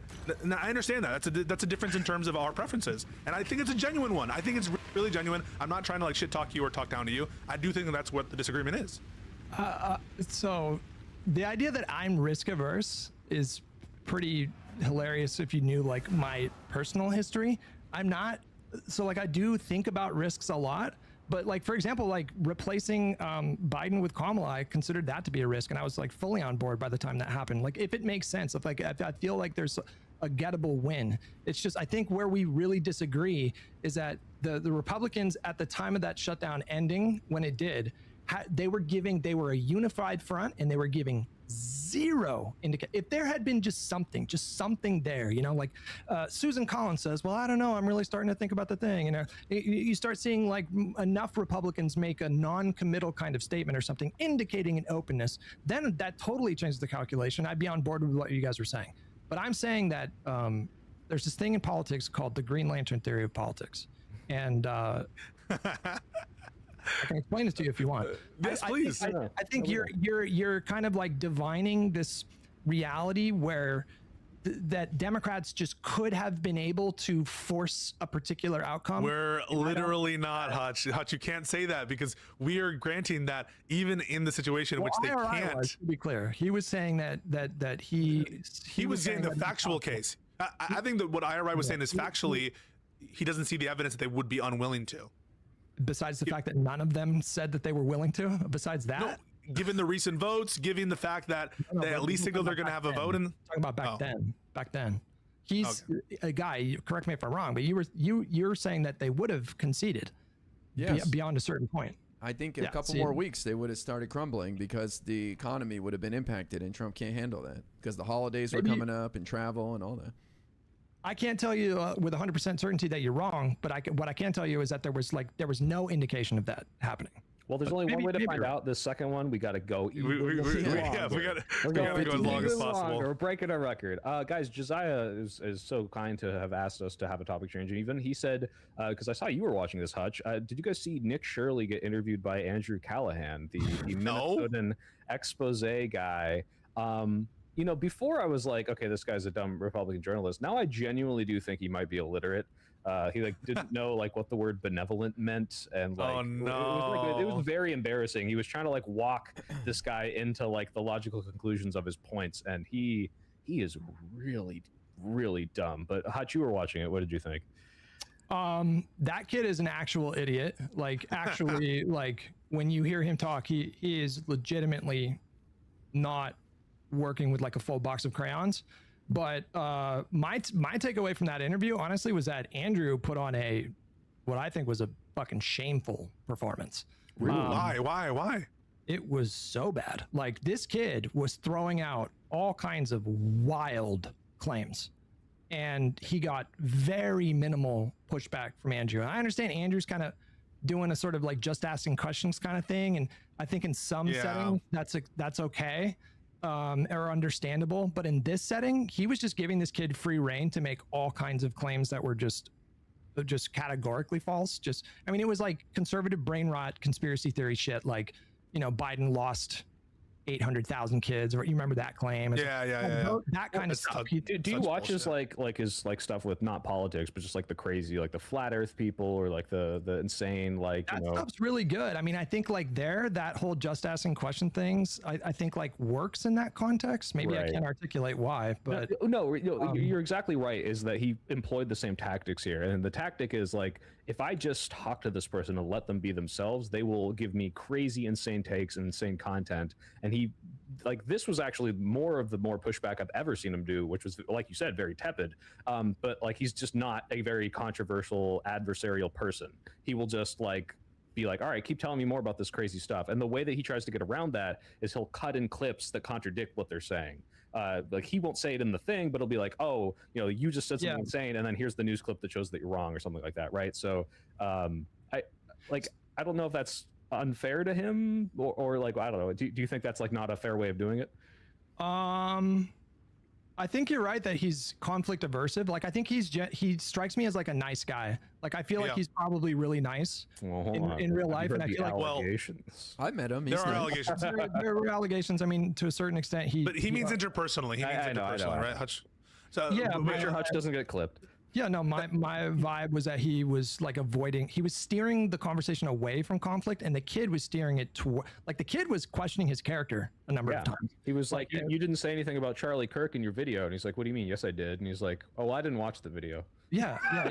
Like unbelievably dumb thing. And he would like address it really quickly, and then he would shift the conversation. But like, for example, there was one moment in their conversation, I feel like I'm talking a lot, so I'll shut up after this, but there was one moment in this conversation where Andrew was doing this thing where he was just like, you know, I'm paraphrasing a lot here, but he was like, you and me, we're like the new independent media, and the problem with legacy media is that they're so partisan and they're trying to push a particular agenda.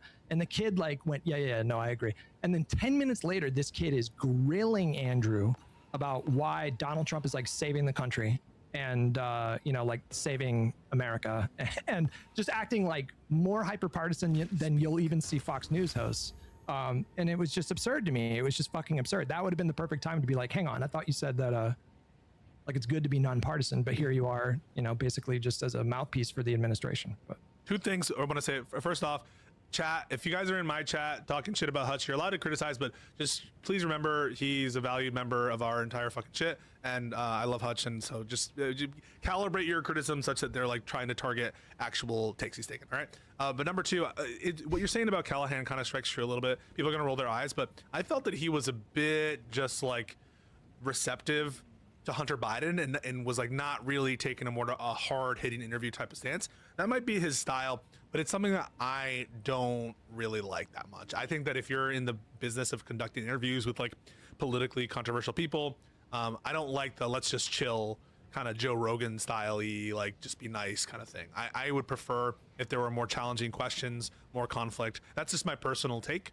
And I know that there are plenty of people who are fine with the other style, but especially when a lot of these conservatives like shy away from challenging stuff. Now Shirley did something with CNN, which was also embarrassing, I think, right, Soy Pill? I seem to recall him like not knowing basics about daycares or some shit from in the CNN interview. But in general, I think that I just don't like that content, and I think it's kind of chicken shit not to challenge these political figures a little bit more.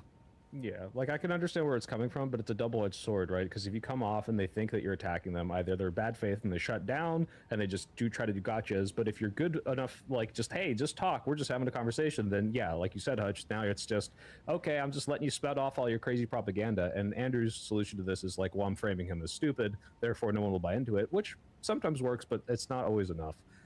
So it's, I don't know. Guy, you've been quiet. What do you think? I haven't seen it, so I don't know. I haven't seen the video. I'm gonna maybe watch it after this. But I mean, Nick Shirley's he's being exposed as a fraud and hollow, and that's why I just am so disappointed Tim Walz bowed out, because this was getting picked apart. But I don't know. I haven't checked it out yet. So I mean, Andrew Callahan, I don't think there's any pressure on him to be like the voice of the left or to do anything special. So I don't really have much criticism for him. Go on. Fair enough. I don't know. Did I wrong? Once again. No, I agree. Like, we have people that will ask and push back questions, and Andrew doesn't need to do that. And his shtick is just being like I'm showing you what it's like to be the guy here at this rally or here. Yeah, but like, remember when the Nelk Boys did the Netanyahu interview and everyone was like talking shit, like you guys just kind of let him stand by. Like, I know that fucking Nick Shirley is not Netanyahu and is not like a politician or whatever, but he's in the news in a major way. He arguably led to the he did resigning of from the race of Tim Walz. Yeah, and so the Health and Human Services literally retweeted them, immediately shut down some of these programs. So it's like he did that. Yes. He's directly influencing policy at the federal level. So Sure. I mean, you can't do the whole just asking questions in that spot, and you don't need to be partisan. Like you don't need to be like You don't need to be like mean. If somebody says something that's just objectively not true, like I do think you should jump in and say that's kind of crazy. Like this kid at one point, you guys said, he looked at Andrew and he was like, "What are Somalians known for?" Andrew was like, and he kind of tripped up a little bit, and then he said like the movie Captain Phillips or whatever. Yeah. He's like, yeah, piracy. And then Andrew was like, but that's not what's happening in Minnesota. He's like, well, fraud is a form of piracy. It was like, I'm saying the stupidity was really like remarkable, and Andrew would just kind of just like let that fly, and it just, I don't know, to me it was pretty shameful. I don't think Andrew like knows politics or anything. I mean, I just don't think, I think he's just as dumb as Nick, right? I mean, he's a nice guy and he produces good content, but I don't think Andrew's like some sort of insane journalist or something. He's not super like clued in, but he knows, like, if you watch his Pete Buttigieg interview, like he knows enough to ask semi-good questions. Like Nick is like here's the I'm not dichotomy comparing here. him to Nick, but I'm just saying I don't think Andrew knows anything either. Well, what I'm saying He's is just a bro Nick is doing like on another level documentaries, where, and like, he's there for the vibes and the ride-alongs, and I'm gonna show Yeah, but you how this crazy shit. If I Show Speed did like an interview with Trump, what would you say? Like, oh, well, I Show Speed doesn't really do politics. He's just kind of there for the vibes and chilling with Trump. Yes. Would you have any criticism for I Show Speed, like doing a little collab with Trump and like doing the Ronaldo? I mean, Aiden Ross did. Yeah, Aiden Ross did. Imagine it. Yeah. Aiden Ross, I'd say he's boosting him. Yeah. I'd say he's boosting him, but I wouldn't expect him to like have hard-hitting questions or even be able to push back on anything. Like, you would have a view, but like to Hutch's point, you would have a view. You would have a view on it. You would say it's bad. No, but to Hutch's point, do you guys think he actually knew that was wrong? Some of the things that Nick was saying, like some of it, a lot of it, yeah, I do. I do think he knew that it was no, wrong. he definitely does, because if you watch it, guy, like it's contrasted with like kind of the question. He's trying to like, what's the lead a horse to water? It's like, well, don't you see how like if this was true, like don't you think that like it's his kind of like, I'm not going to tell you you're wrong. I'm going to try to lead you into your own argument that you're wrong, but it didn't work because Nick is very dumb. And just to like I had someone I don't know if you guys know Brian Shapiro, who's like his whole thing is he's been debating MAGA people, and he talked about Nick, and he was like he will like, oh, these MAGA idiots, these morons. With Nick, he was like, I think this guy's just really dumb. Like he was like very like, oh, I feel bad for this guy, and like so like this is like another level of like stupid. Like it's not just like uninformed. This is like you're slow. Disclaimer: Ira and I didn't watch the fucking interview, so just to be clear about this. I'm just trying to explain like this is like another level of stupidity. Here's the issue, like the biggest issue with Andrew, as far as I can see, is he's kind of jank pilled a little bit in that he believes in this he believes in he believes in it's kind of lefty, but like he believes that we really agree on a lot more than we think we do, and if we only pay attention to the billionaire, it's like a populism, it's like a brain rot kind of populism. And he believes that he can find a lot of common ground, and it's apparent in that conversation with Nick, and you can watch it if you have the time. You should. It's pretty interesting to watch, but it's apparent that he's trying to like lead Nick to water in terms of like, okay, I'm with you kind of in cutting fraud, but like, what about giving that money to people in the form of like social benefits or whatever? And it's just like Nick is just not on board with it at all. That's a very normie position. Like I'd say 70% of the population has that position of like the establishment sucks and everybody's corrupt in government, and we need term limits, and I just feel like that's a very normie position. That's why when I say Andrew's dumb, I don't mean he's like an idiot. Obviously he's smart, but about politics, he's dumb. I want to say to IRI's point about it being a normie position, there were 3 different locations where this position was expressed. I went to a black barbershop to touch up my beard, and like they transitioned from one topic to another, and everyone was there like they're all corrupt, they're all horrible. I went to hair and makeup. They had hair and makeup for World War debate, and the nice Asian lady who was doing hair and makeup, she also expressed this. And then countless people in the after party who I spoke to were like, everyone's corrupt. They're all fucking insanely in on the take and whatever. Some of it ventured into anti-Semitism, but just to say that everything's corrupt and everything is fucked up and all these people are evil. That is a very normie position. Yeah, that's why populism is so popular. Right now. Josiah asked, did you guys watch the Hunter Sean Ryan interview from a few weeks ago? I didn't even. It's 6 hours, bro. Yeah. It's like it's fucking the 2 Towers extended. I'm not following everything Hunter is doing. Like, what is he trying to do? What is he going to run? Hunter 2028. You guys wouldn't vote for the Hunter? Wouldn't be if Hunter Biden becomes a fucking candidate in the presidential election, that might be the funniest thing of all time. I'm with Hutch. 6 hours. I'm not clicking on it. Can't be bothered. Yeah, we don't have the attention spans. We're too internet pilled. Last topic, guys, before we wrap up here. Jerome Powell. Did you see the statement he puts out on Sunday? This wild. Is like, I don't know if this is like I'm getting desensitized, but this one felt more chilling than a lot of the crazy stuff happening in the country right now, because it's a head of an institution coming out and speaking directly against Trump, similar to like the Mark Kelly video where he's like, hey, just FYI, the president is using false pretenses to try to criminally indict me. Like, just straight up, I'm saying this to you, the camera, I'm still in charge, but just so you know, the president's coming after me. I'm supposed to be an independent like organization, and he's coming after me. Like, this is like, before they would play this kind of like coy game, they'd go to things together and he might contradict him in front of him, but this is like wild. There are institution level fights happening, like, and it's not personal beef. This is the executive branch coming down on this guy, and he is calling them out for it, and it is scary. This is scary. This is what it's like, Soypel. It would be like Chief Justice John Roberts coming into the camera and saying, they're investigating my statements that I made to an interviewer for some sort of fraud because Trump wants the tariff decision to come down his way. That's like what it would be like.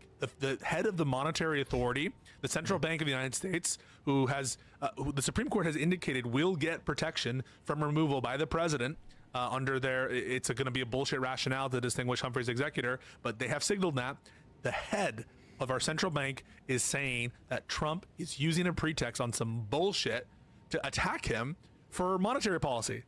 It's an insane story. They're gonna embarrass themselves again, though. Like, there was also reporting today, I don't know if you guys saw, but they fired the federal attorney who declined to press charges against Comey. And so they keep trying to do this thing. Like, it's obvious that Donald Trump feels like he should have the ability to point to someone and be like, that person should be in jail. Like, it's very obvious that he wants that power, but he is embarrassing the federal prosecutors who otherwise have like a sterling reputation. They get like 98% conviction rate, right, Pisco? It's like some insane. Yeah, a lot of it's plea outs, but it's yes, very high rates. And he's already failed a number of times, so like, he can try to drum up silly charges against Powell, but we'll see where that goes. I mean, I agree that it's chilling. The fact that it's a crisis. Crazy. We've been in a constitutional crisis since Trump took office, and this is just yet another layer of it. Well, I think Powell's just not going to step down from his governor position. Obviously, he can't stay on as the chair, but he can stay on as a governor through 2020 or to the beginning of 2028, which would screw Trump over. Why can't he stay on as chair? Well, his term as chair expires in May of this year, but his term as a governor is through the beginning of 2028. And there's 7 governors. That makes sense. That makes sense, but it doesn't relate to the indictment, right? You're not saying that he should step down from chair. He hasn't been indicted. There's just a grand jury. Right. And the Fed has been subpoenaed some information, some people. Sorry, the planned indictment or the threat of indictment. I should have said, my bad. But that video was shocking. I mean, he looked into the camera and said, "This is all bullshit," which is I think it kind of tickles the conspiracy theory bug a little bit too, because it's like, well, wait a second, you're telling the American people that you're not guilty of shit. It's kind of like, let's see the investigation play out too. I could see some people taking that side. Like, what are you trying to hide? He's flailing. He's tumbling. Like they're. I tweeted it out this morning, but they are fucked. They all know they're fucked. Every single conservative in media, they can see what's happening. Anybody who denies that it's happening, they can all see that the ship is going down right now. They're just fucked. And they're. Yeah, go ahead. I thought the oil executives' reaction at Friday's meeting was insane. Like, in front of Trump, these guys didn't even try to hide it. They're like, it's uninvestable. There's nothing we can do. And like, his whole strategy in Venezuela depends on them investing in the oil industry. I just bring it up because I think Venezuela is going to unfold and devolve into chaos and then become a huge problem for him as well. So I agree with you, Hutch. There were reports of armed militia in the streets of Venezuela looking for Americans. They issued a warning. Colectivos. Well, they still have American prisoners. There are still Americans being held by this regime. But guys, this is the oil exec who said, like, why would we ever invest in something that the entire international policy could change based on a tweet? Like, this is a bad investment for us. And he said this right in front of him. Yeah, that was to say it in front of Trump is crazy. And now Trump says, well, we might cut ExxonMobil out of any investment. ExxonMobil's a giant company, dude. Like, you're lucky if anybody invests, and now you want to cut out one of the biggest players? Are you nuts? Yeah. Well. Oh wait. Sorry. Go ahead. No, go ahead. There's one other story. It's an Elon story. Just real quick, it'll be fast. Wait, is it him continuing to retweet Nazis and white supremacists? Wait, what? No. Okay, well, that's not new. That's just the thing he's still doing. But did he do that? Yeah, he did. No. He retweeted this guy that was like, "Oh, the moderate position is forced remigration, which is another thing." He later clarifies, just to be clear, I also mean remigration of Jews. No, but what Elon reposted was, if whites become a minority, they will be slaughtered. Yeah. And the So guy that he reposted that said that, and you go to his account and just search for the word Jews. Yeah, He's and a he's fucking Rhodesia literal posting, Nazi. which is like, you know, the white supremacist thing of like, hey, remember segregation and how cool it was? Like, yeah, he's just a Nazi. But anyway, no, this is something else. Yeah, so mine was like a little bit more light, I guess, which is he says he's gonna file for full custody of the child he had with Ashley St. Clair, because purportedly he understood Ashley St. Clair like apologizing for being transphobic as I'm a going to commitment transition. that she's gonna trans their 1-year-old or something. So yeah, that was my little moment of zen. What does custody mean under Elon Musk? It's not like he's gonna like.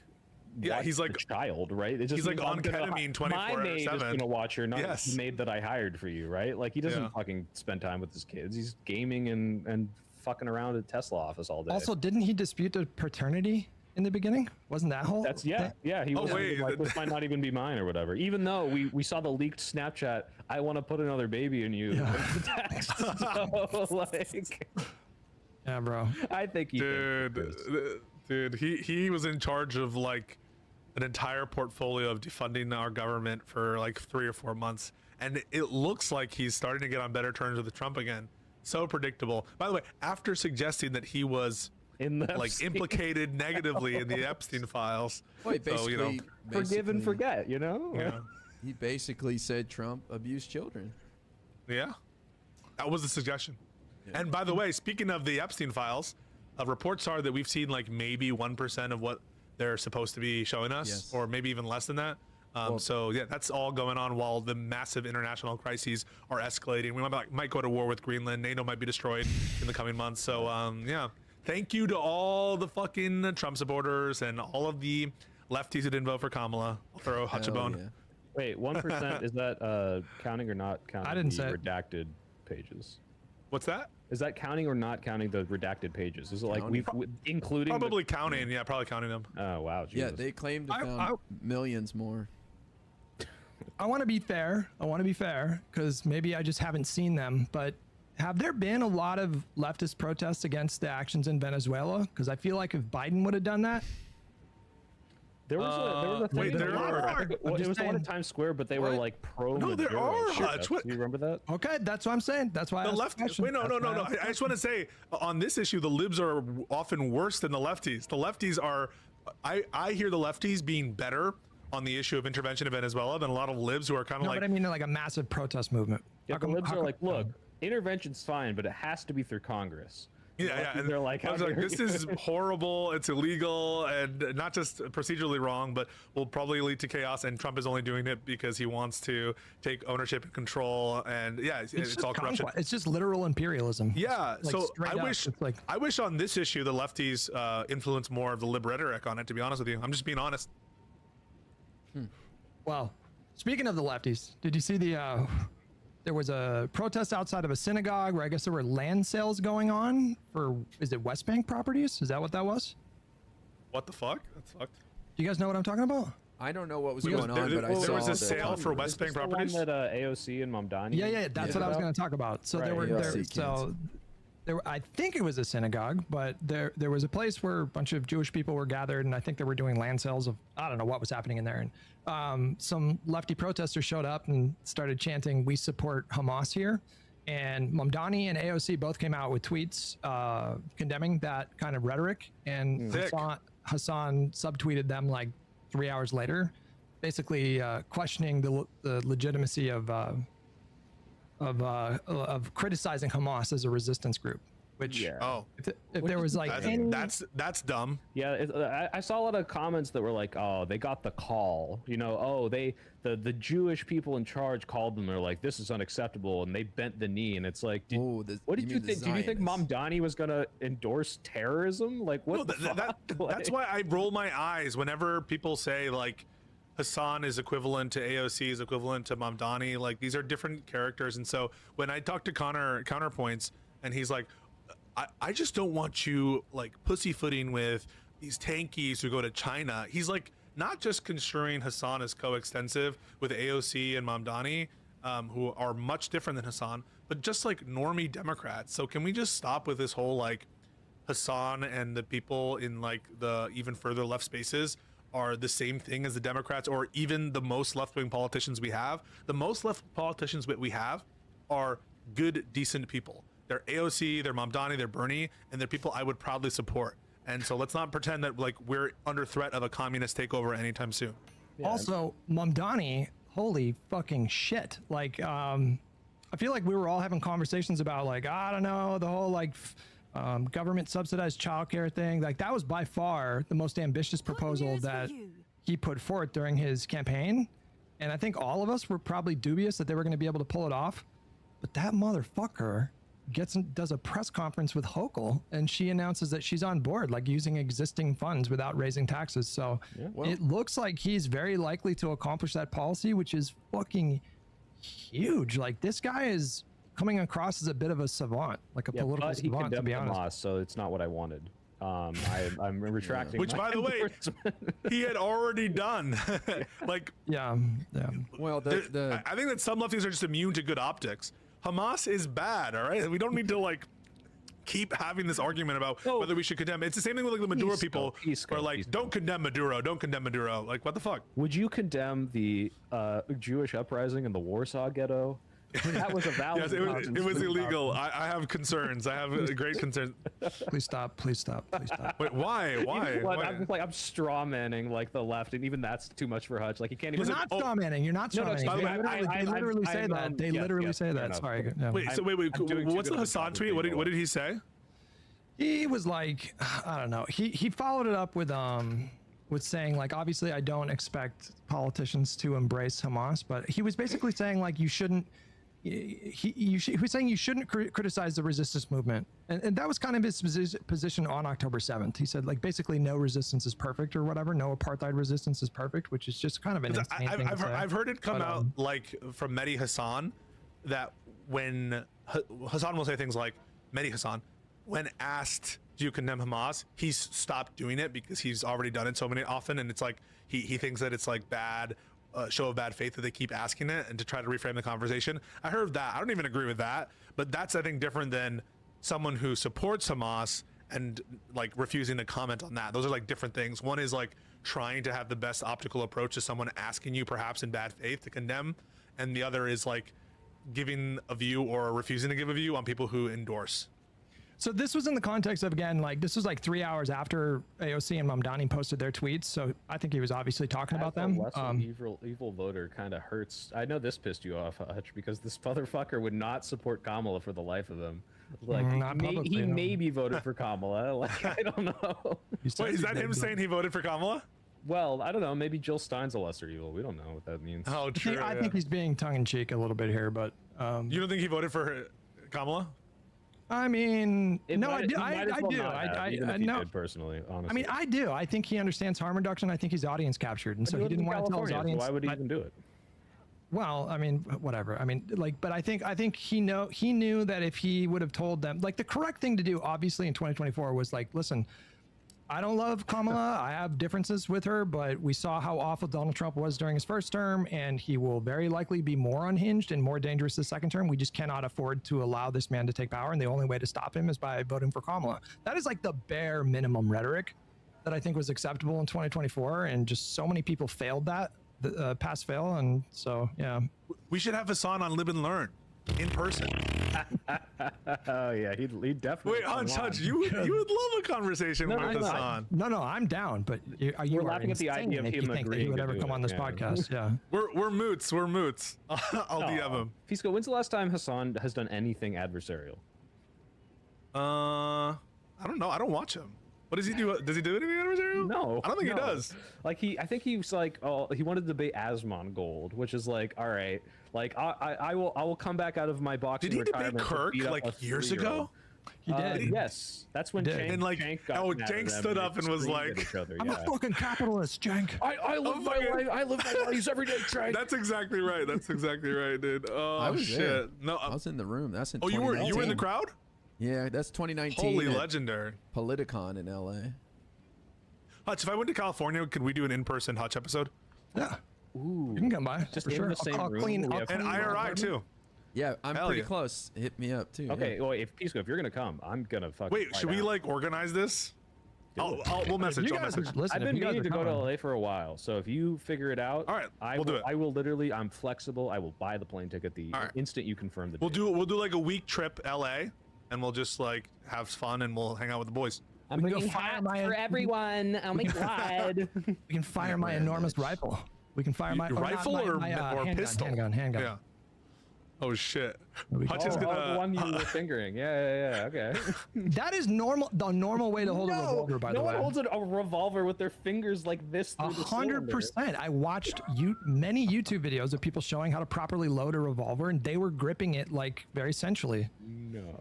Okay, maybe I'm wrong. You own the gun. You probably know better than I do. All right. Well, any last topics, guys? Otherwise, what is going on with you guys this week? Can I start? Pisco, you start. All right, guys. I'm going to do a breakdown stream of Word War Debate. There's going to be a lot of great things. It's going to be Kick exclusive after this.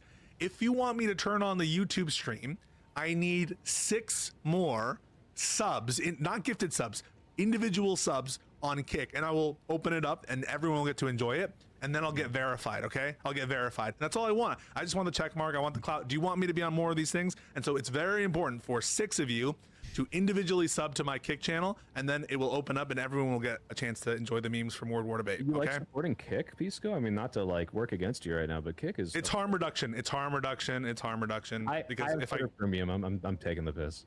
No. But that's it. And also this week tomorrow, Wick TV. Pisco versus the world. It's like something he does. That's tomorrow, unspecified, but in the PM. And then Wednesday morning, I'm on with Chud Logic TV at like 10 a.m. Chud Logic? Wait, what?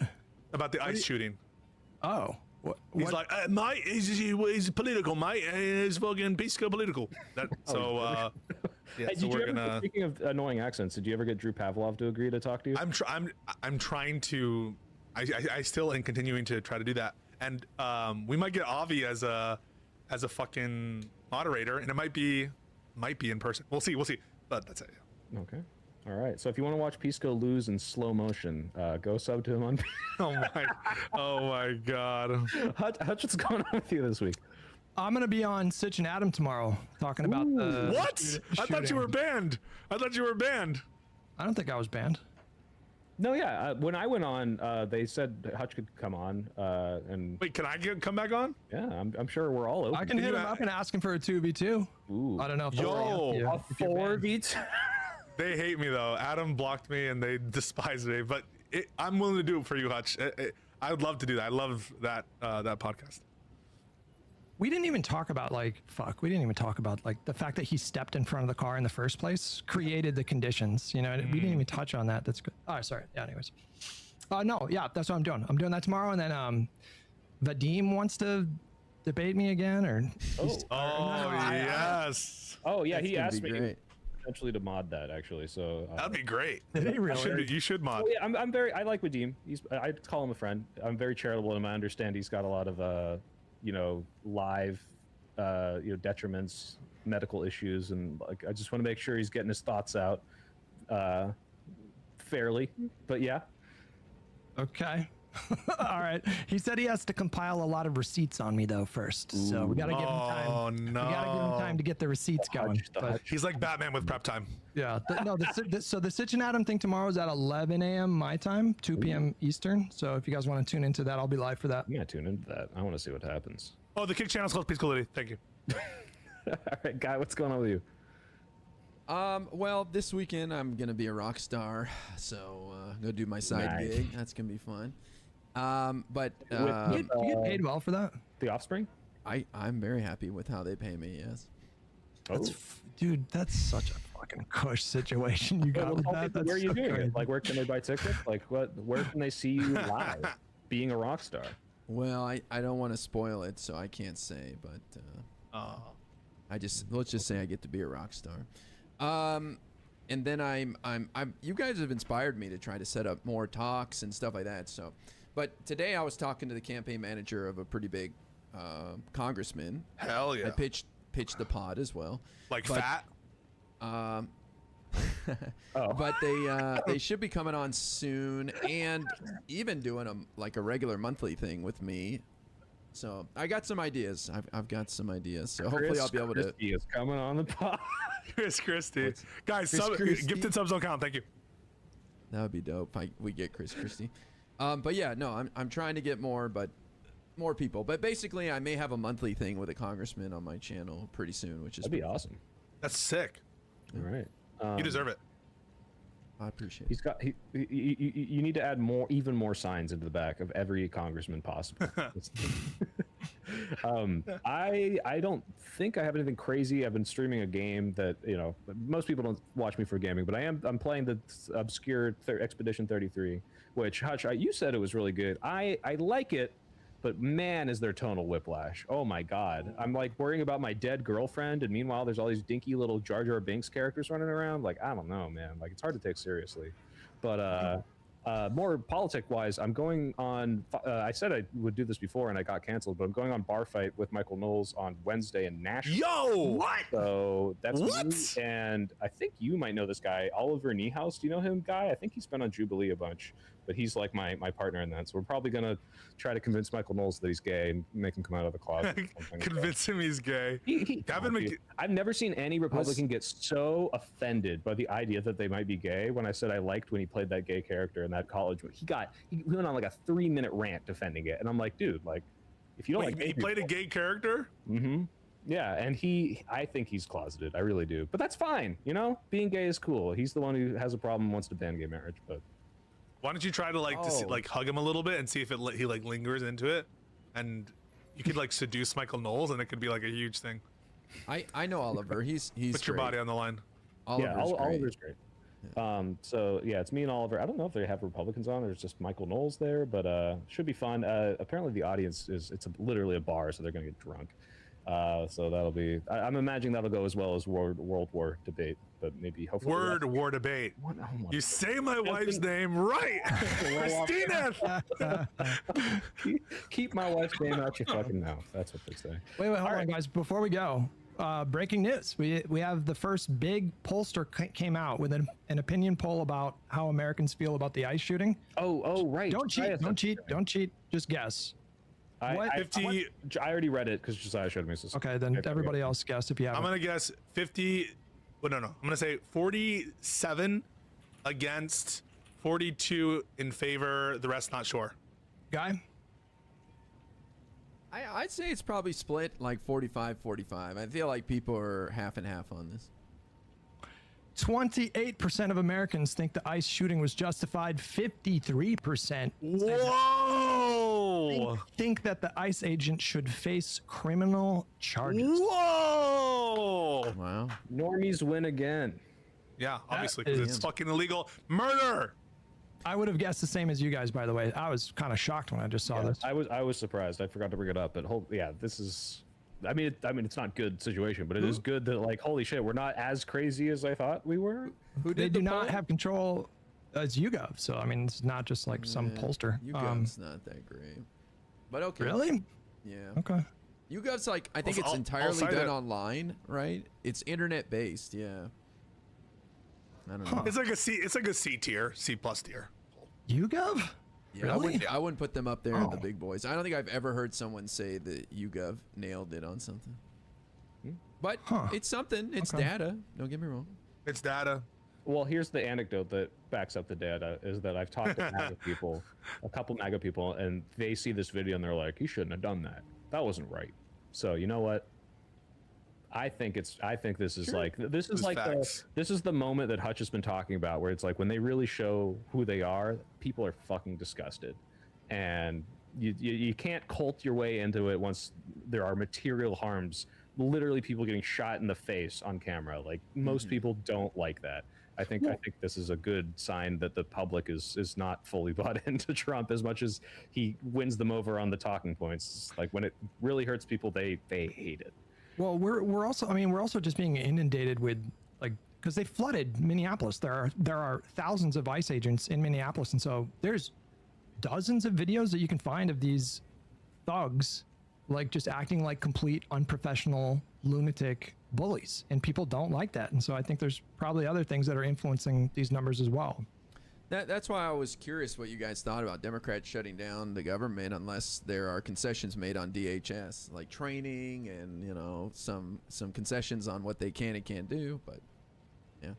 Yeah, reverse the profiling ruling from the Supreme Court. Why do none of the anti-Pisco chats show up on screen? It might be because Hutch like streams into it, right? Yeah, And I do. Yeah. So all the anti-me stuff isn't coming up. Let's see. Does this show up? I had Pisco in my message. There it is. All right, guys. Thanks for tuning in. Check out everyone's stuff. We will see you next week, and good luck on your thing tomorrow, Hutch. I hope it. Good luck. You show Adam and Stitch what for, because they are very obstinate. So should be fun. Bye, guys. All right, stay cool. Bye, guys. GG's. Bye. Yep.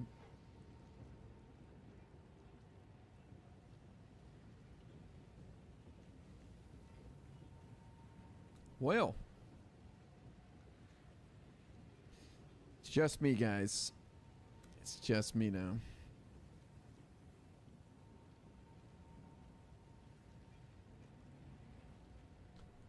I'm starting to hear some rumblings about Democrats making demands for funding DHS and saying maybe we can force a shutdown over this. You know, maybe we have the momentum to force a shutdown if they don't do it, that the public will be behind us. So I don't know.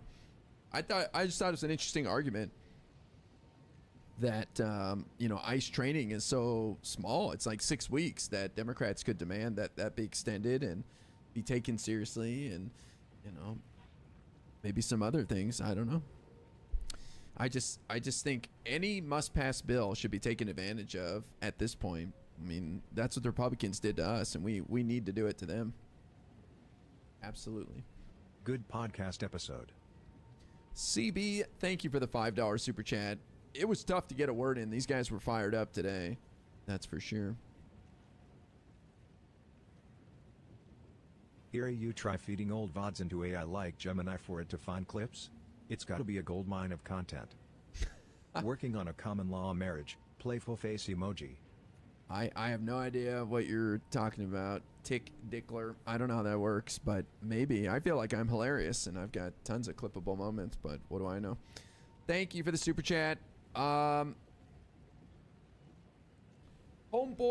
thank you for the resub on Twitch, and my BFF Shotgun, thank you for the resub. Appreciate it, guys. They're always fired up. Yeah. Enough to get a word in. I don't know. I don't do very well in that sort of podcast environment. I don't know. I feel like that's me in real life. Like, I just kind of, I don't really try to like force my way into conversation, so it's kind of hard in this setting as well. But you have to at some point you have to say something. You can't just sit there. So I don't know. It's not a perfect situation for me. I'm trying to get better. Also, if I'm in control, then I feel like I can find more opportunity. But I've never been on a podcast until this one as a regular, so I'm still figuring it out. And then when I try to make certain points, I don't think that they land as well as they do on my stream or in my debates. But I'm trying to get better. It's not an easy thing. But I did have a good conversation with the campaign manager of a pretty big member of Congress today, and we talked about some things.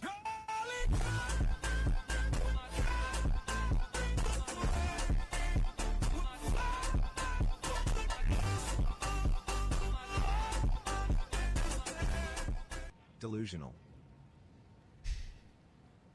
IO with the 2,000 bits. The Charlie Kirk banger. Hell yeah. Imagine they come on and hear this alert. They know everything about me. I don't think they care as much as like you guys think, because I was talking about like Destiny, and I was pitching Destiny to them too, and they were like, yeah, that kind of stuff doesn't matter. I think at this point the left is over the whole, this person's controversial and we got to be weary of talking to them, because everybody's got some drama. And I just think that they don't care as much now. They're more about, we got to win. Talk to anybody big. But we'll see. I don't know. I don't know. But I'm more involved, which is really cool because I've put in work and I've gotten to know some staff and they keep in touch with me and I stay in touch and, it's like networking is starting to build and I'm being trusted more with like strategy too, which I think is interesting. Very interesting. How do we win? What's the plan? Even with primaries. So hopefully I'll have some stuff soon because I'm really serious that those guys have inspired me to try to set up debates because they always have something. All these guys, I don't get it. Like they always have some debate or some talk or they'll be on a podcast. I don't get opportunity like that, I guess, because I haven't really pursued it.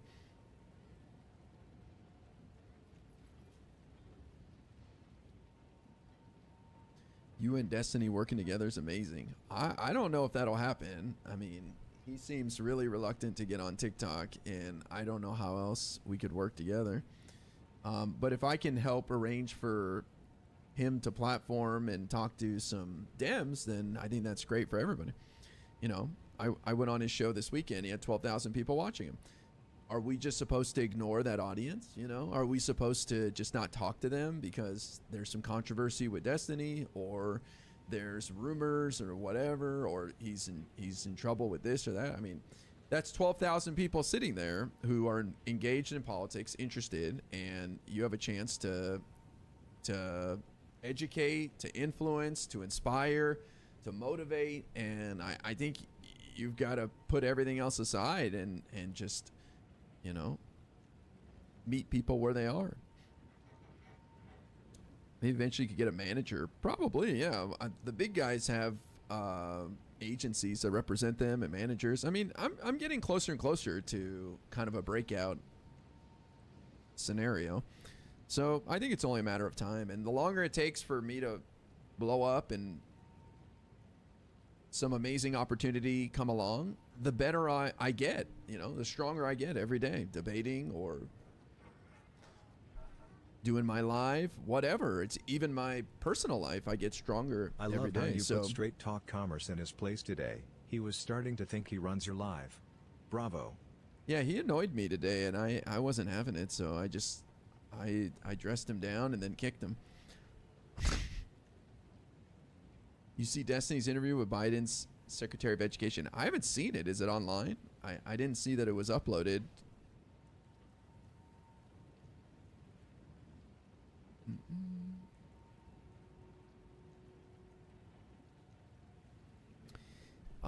So yeah, we'll see what the future brings. I don't know. Like I want to be involved in the strategy and the marketing and the movement of the party and the left. I want to move this country forward.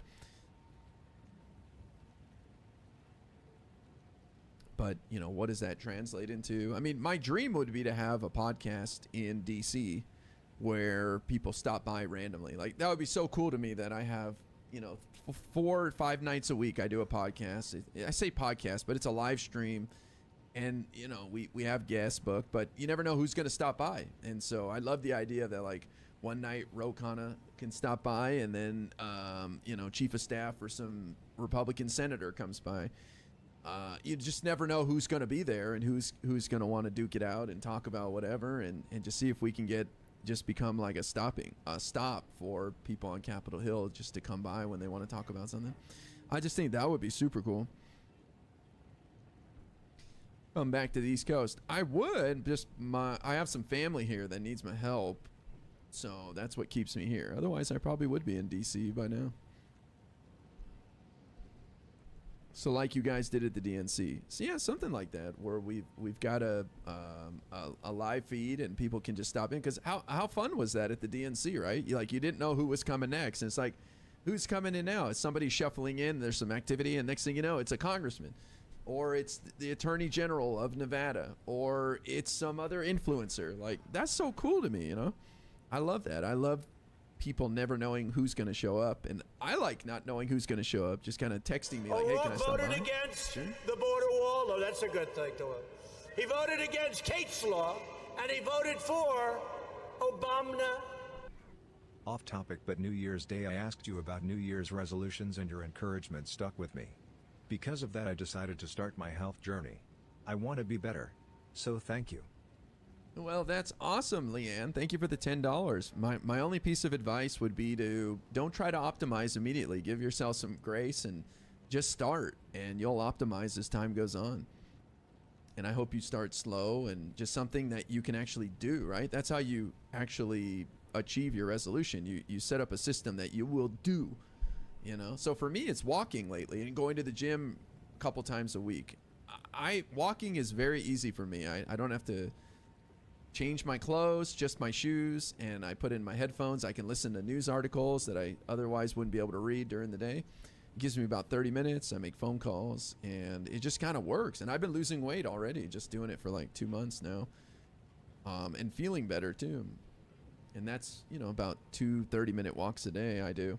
Whatever other people do, you know, whatever you can. What am I trying to say? If you can find something that works with your life and your schedule, then you'll be set. But good luck. I'm glad to hear that. That's awesome. Yes, he'll be walking all around LA. That's awesome. Walking is fantastic, man. Walking is great. Thank you, Leanne.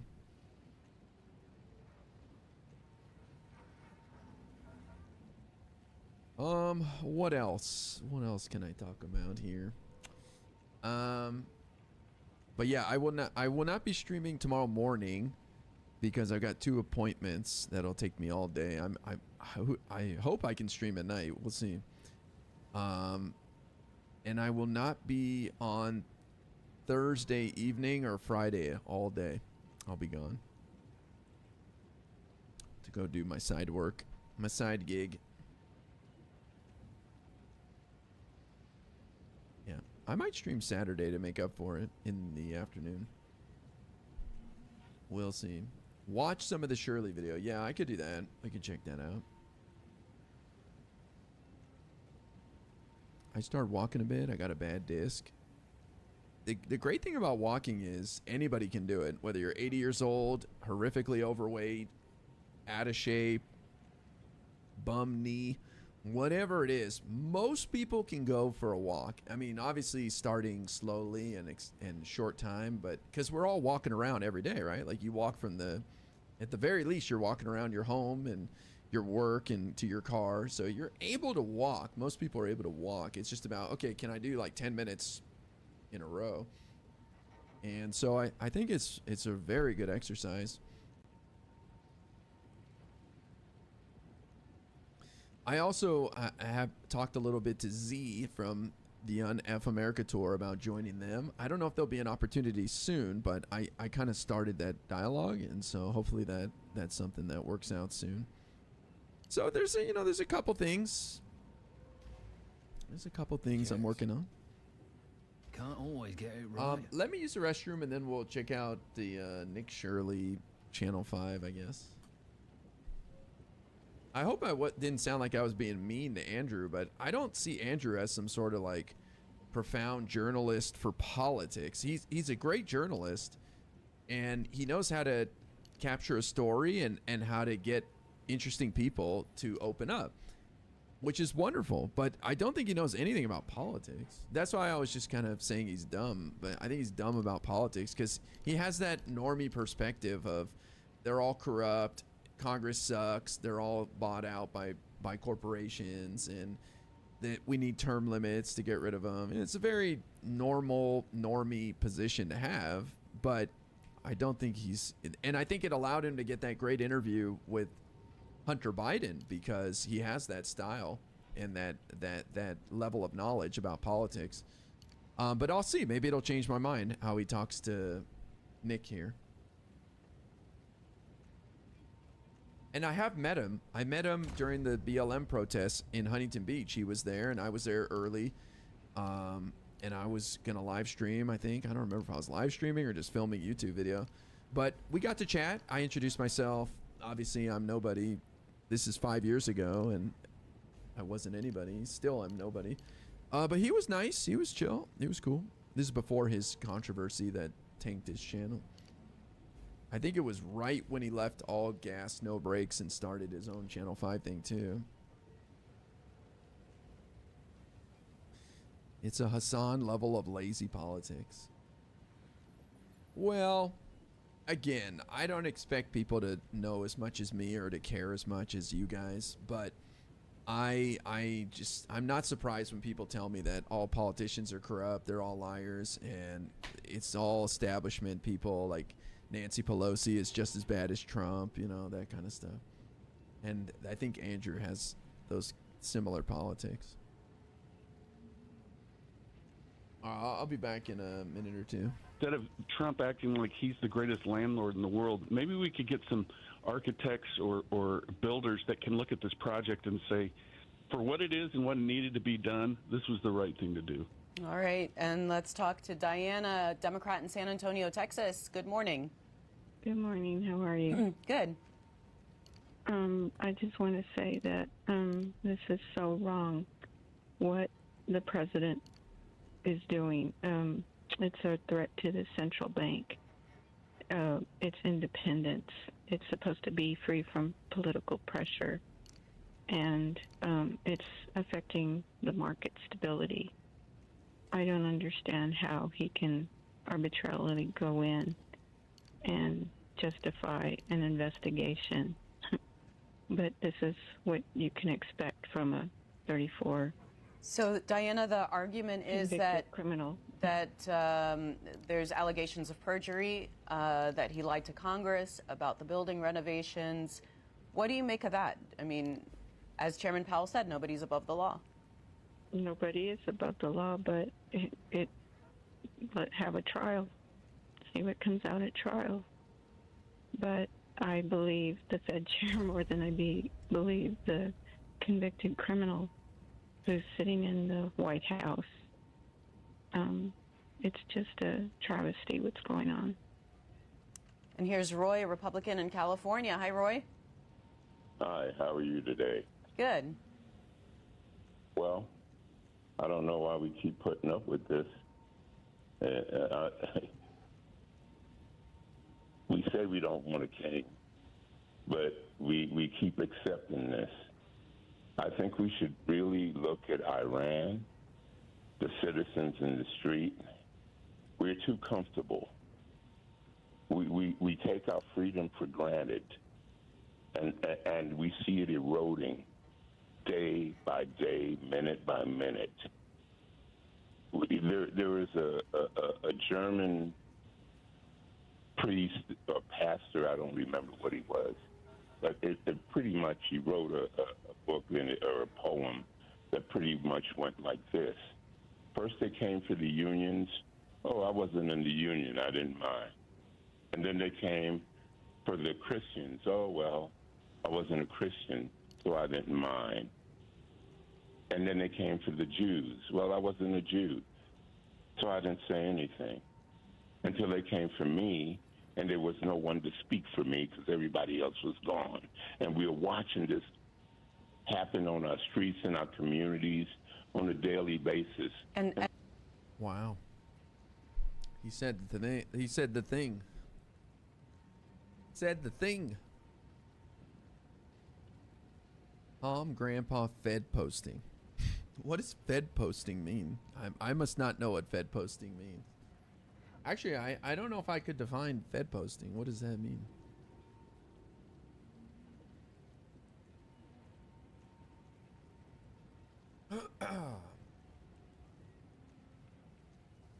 Posting stuff to get Fed's attention. Oh, is that what it is? Like saying crazy shit to get on the radar of the Trump administration or something? You get a knock at the door. Oh. Interesting. Yeah, I don't think I would have defined Fed posting like that. I would have taken it as you're like undercover federal agents saying weird shit.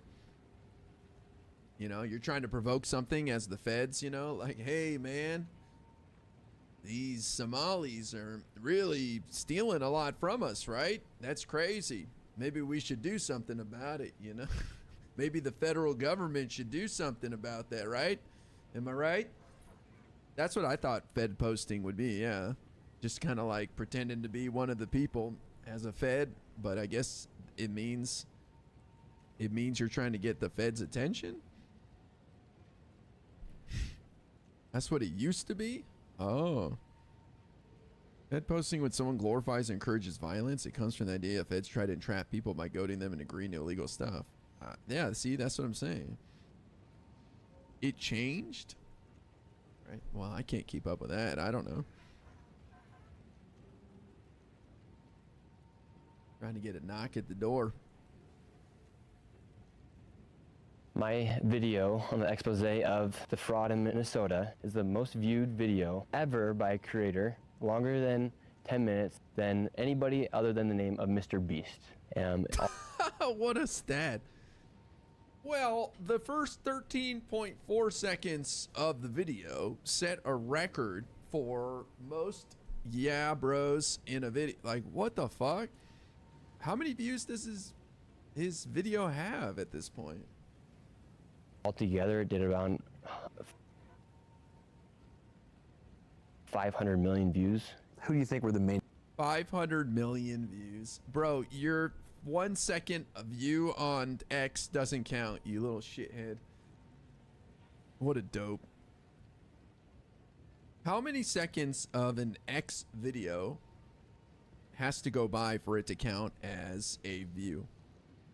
X counts every time you scroll by, so even multiple times. What a dope. Why would you even say that? Like, there's such a difference between YouTube views and X views.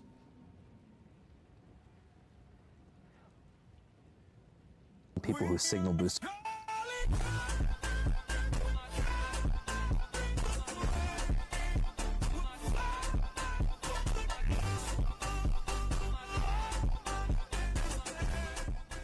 Buckle up, Chuckle Fox. It's my birthday week and I'm about to be let loose one to unsuspecting cities. Who's ready to carry the GD flame? Well, happy birthday week to you. Wow. Claiming a whole week, huh? Thank you for the 2,000 bits, Captain America. Wow, it's your special week. Lucky you. Lucky you. I hope you have fun.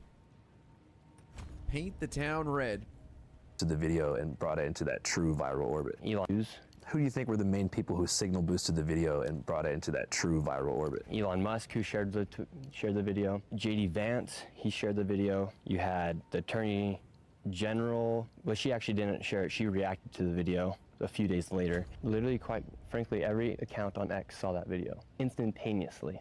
Health and Human Services, they froze all funding to childcare inside of Minnesota, and then they're asking for businesses to prove that they are legit businesses before they give tax dollars to these businesses that are not really businesses. As far as that main center that you visited, Quality Learning, aka Quality Learning Center. Yeah. Was there ever any kids there in the first place? No.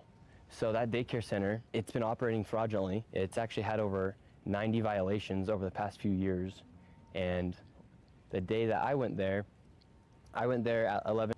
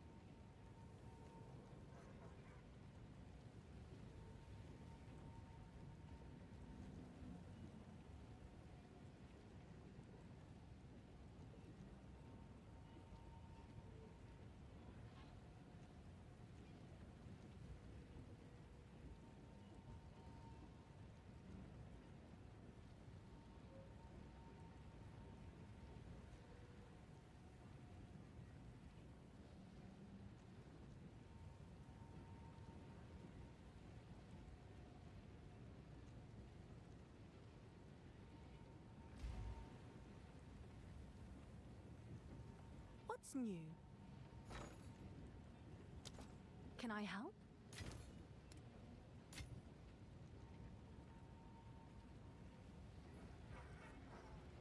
Yes?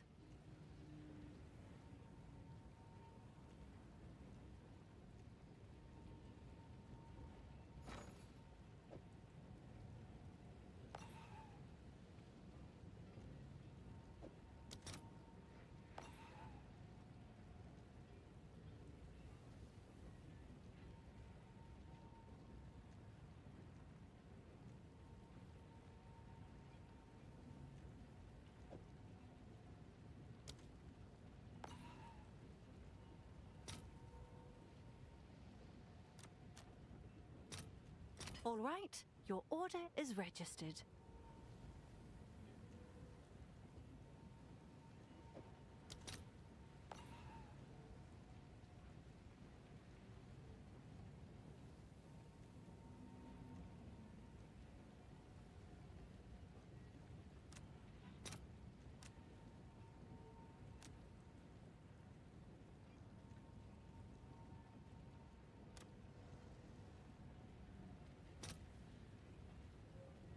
I'll post it right away.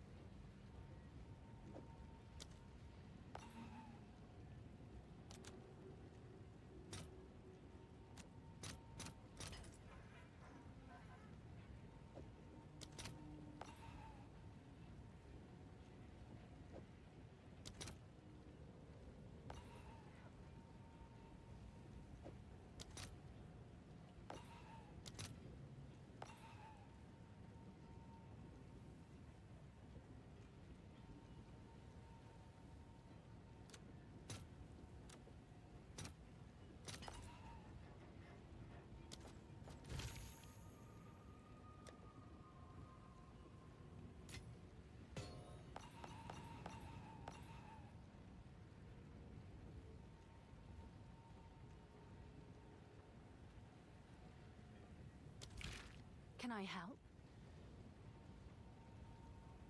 Good.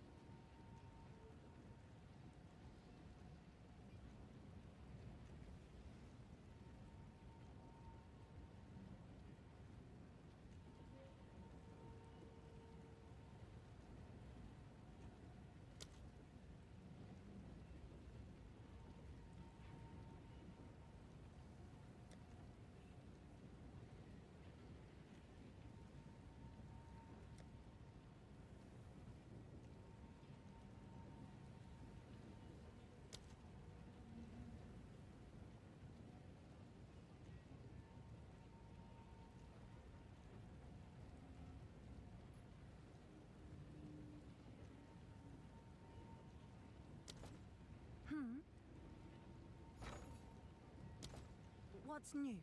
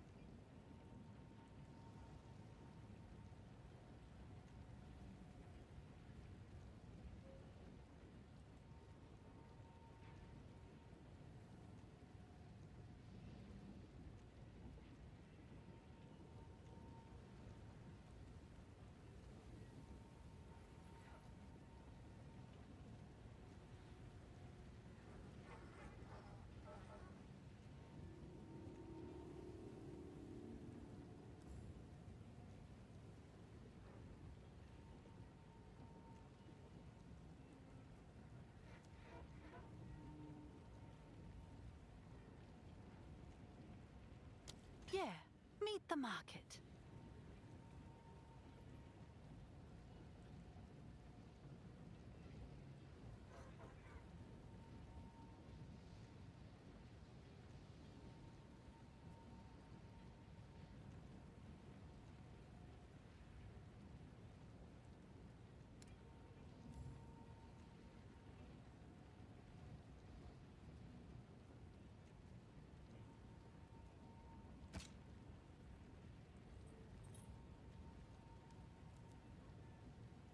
Price drop.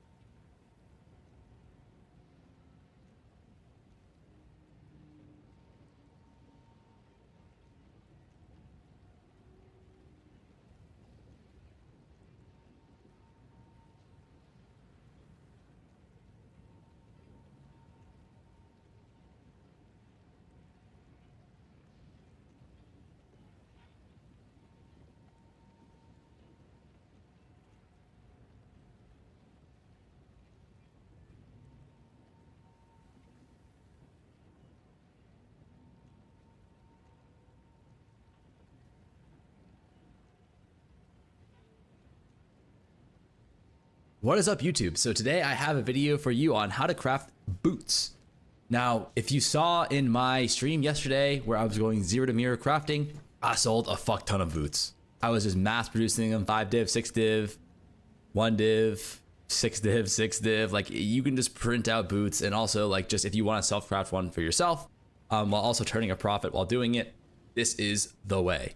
I don't like plugging myself too much because I know it's kind of annoying, but I just yesterday started a 0 to mirror series. So if you're curious on how I find crafts and like what my thought process is going through them, you should definitely check me out. For the next couple of days, I will be doing this. I think we already went from 1x to over 100 div, so not many more days left in the series. I will stream it both live on YouTube and Twitch. But back to the craft, it's really simple. What you do is you buy white base boots for cheap. I was buying these. These are eye level 82.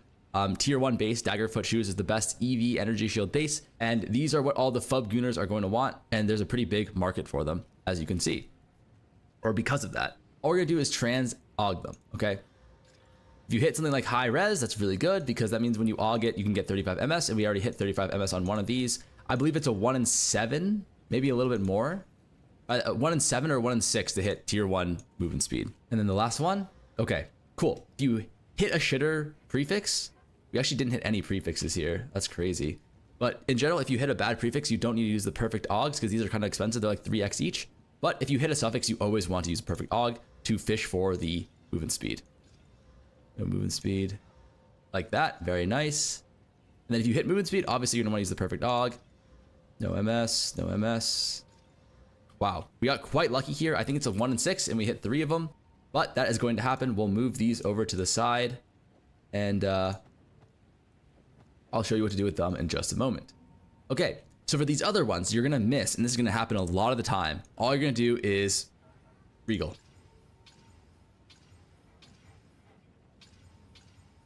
Now, all we need to do is exalt them until they're all 6 modded.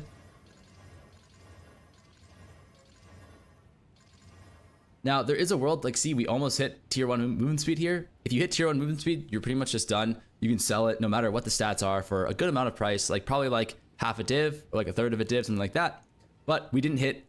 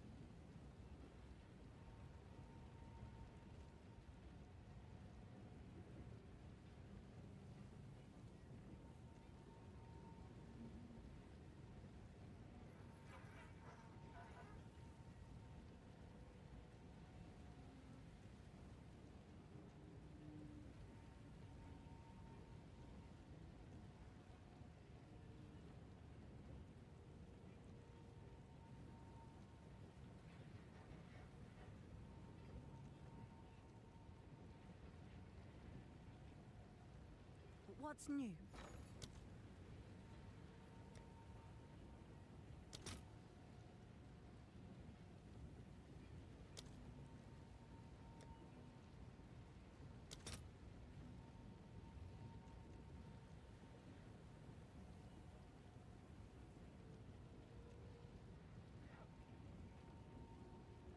Tier 1 movement speed on any of these, so we won't have to worry about that, but just keep that in mind. You can luck or dog tier 1 movement speed here, and that is going to happen, you know, a certain amount of the time. I'm not sure if you saw that. We bought these Omen of Putrefacients for like 6 exalts each, and we're buying these ribs for like 7 exalts each. So it's really quite cheap to do. And all we're going to do is collect these ribs, collect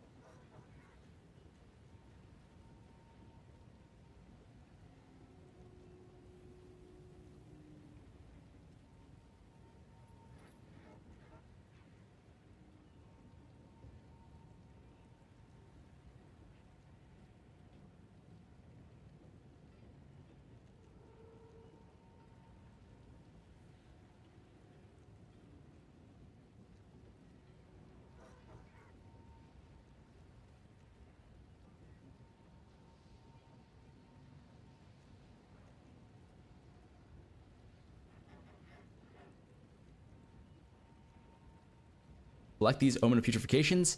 So all we need to do here is make sure that we socket these boots, and only armor scrap / quality, the shitter ones that we didn't hit on.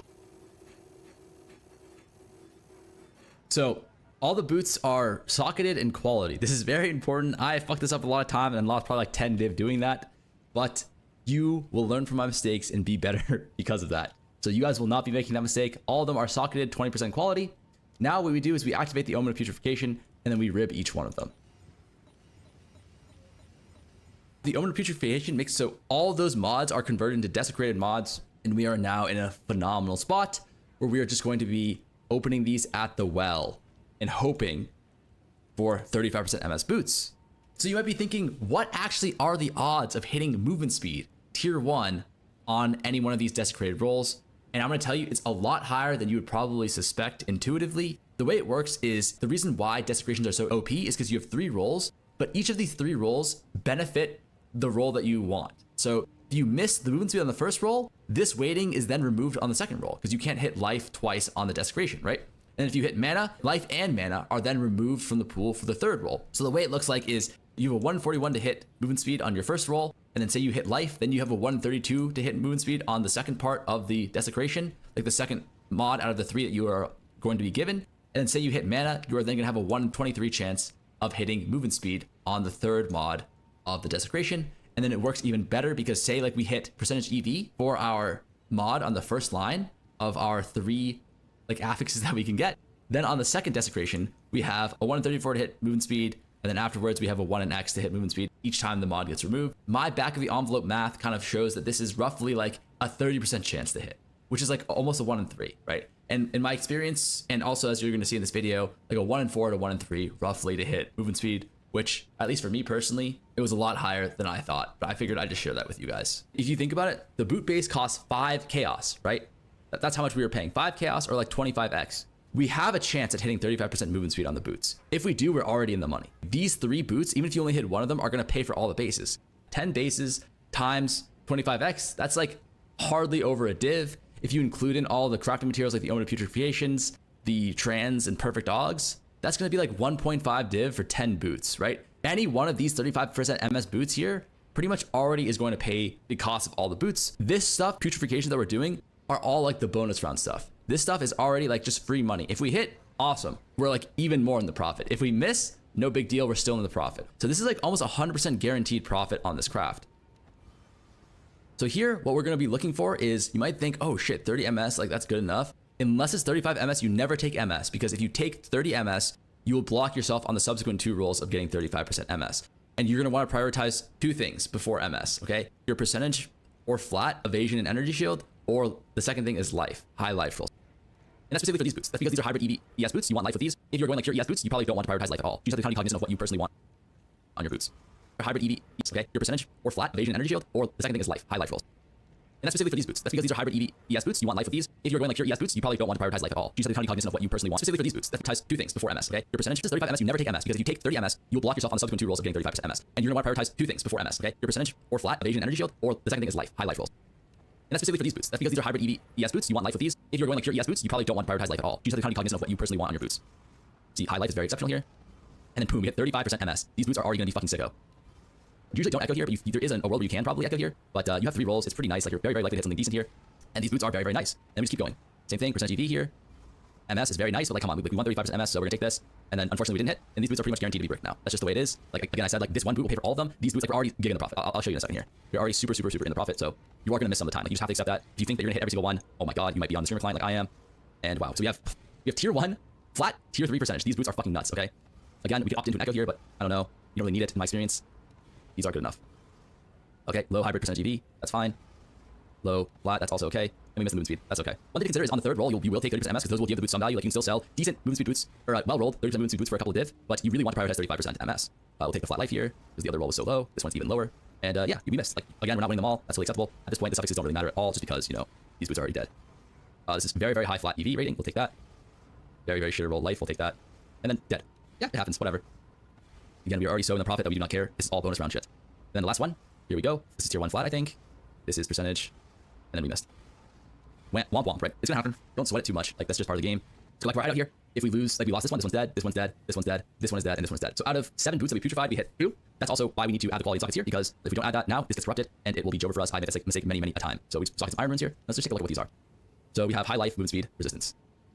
I would say like we get at least like 2 div, maybe just use int. Int is a good roll, but it's not going to give you this much value, so we wouldn't include that in the calculations. Probably just 2 div for these boots. Then these ones here are pretty nice. These are like probably 3 or 4 div. I would say probably 4 div just because we have the int again. This is not a premium stat. This is just like a nice to have. Res is a premium stat. Movement speed is a premium stat. Life premium stat. EV, energy shield premium stats. Rarity premium stats. Int is like a decent stat. It gives a little bit of value, but it's not going to be giving you like it's not something that you should really put into your filter. So very solid profit here if we think about it, right? What was the total cost to craft all this stuff? I would say the putrefications, the ribs, and the armor straps altogether cost us 2 div. The boot bases here they cost us a div, 3 div total cost. That is very inexpensive considering that we just made 6 div here on these. And then keep in mind, these are the failures. We still have 3 boots that have really insane potential here and can go absolutely sicko. You don't have to do it this way where you buy the white bases and then you putrefy the failures. You can just set up a filter and buy just like any number of mod L82 boots. As long as it's not already desecrated, you can just exalt on the last 6 mods and then putrefy those boots yourself. You get them really cheap, like 5, 10x, you put them in active trade. That is also a method to do. Make a killing off them. I was doing that a lot yesterday as well. But I figured this method was a lot better because you have the chance to hit these insane ones, and then on the shitter bases that you miss on, you can just putrefy them and make a ton of money that way as well. But these ultimately are going to be the real money makers because we are set up here in most cases with 2 really good mods. We already have a good res, tier 1 movement speed, and a rarity here. So we are in a really exceptional spot with these. What we're going to want to do now is we're going to want to buy some enhancements. These guarantee us tier 3 percentage yes, because we can also guarantee tier 3 resistances. But I think, in my personal opinion and experience, the prefixes are a little bit more important than suffixes. We're going to slam prefixes first.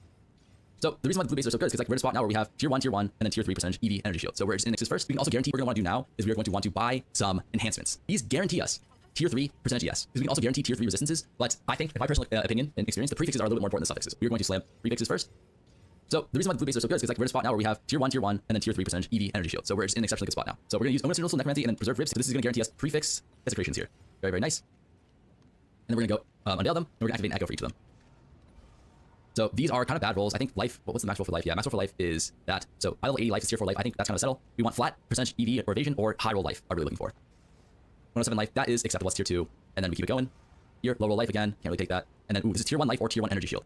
That's actually tough. That's very tough. Let me go back. Oh no, this is only tier 2. Even with tier 1, it might be better. Let me see. So the flat roll is actually better than the life roll. That's just how it is. That makes sense though, because this synergizes with this. This gets multiplied by all the 74%. But we're going to take the hybrid flats here.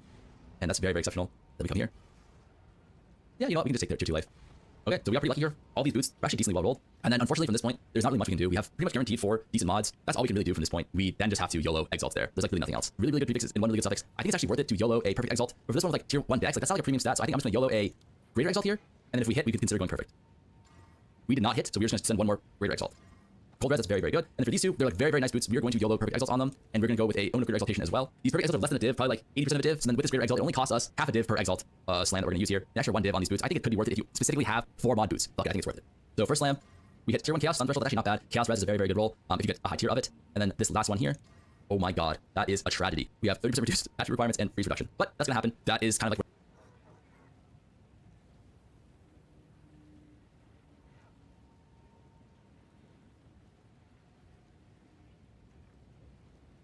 where the vision of the game is in terms of crafting for this league. They want us to kind of suffer. No, they want us to kind of have these moments of suffering. They want us to have these moments of RNG on our crafts. All we can really do is maximize our odds and try and get the best scenario possible out of them. So let's take a look at how much these boots are actually going to sell for. So we have movement speed here. These are going to be like 1 div, maybe 2, but most likely just 1 div. A little unfortunate here. We're not really making a lot of money on this one. And then this one as well is probably not going to do that good. Oops. So this one is going to be probably like 3 div just because we have tier 1 rarity, and rarity is such a premium stat these days. And then this one is going to be not going to be 16 div, but we can probably sell this like 12 div. Chaos res tier 1 is very nice for people who are trying to min-max their builds and get chaos res. But chaos res is also something that's like kind of optional, so some people just don't opt to go for it. As a result, it does sell for a premium. At the same time, it takes a long time to sell these kind of boots. So we'll go for like 13 div, something like that. Made a fuck ton of money. Like we profited pretty enormously there. I did that like literally all day yesterday. I made probably like 50 div, maybe even more, just spamming these boots, selling boots for a crazy amount of money. Just to recap, you buy white bases, idle 82, you perfect transfer them, you hit 35% MS, awesome, you profit them like I just showed you. If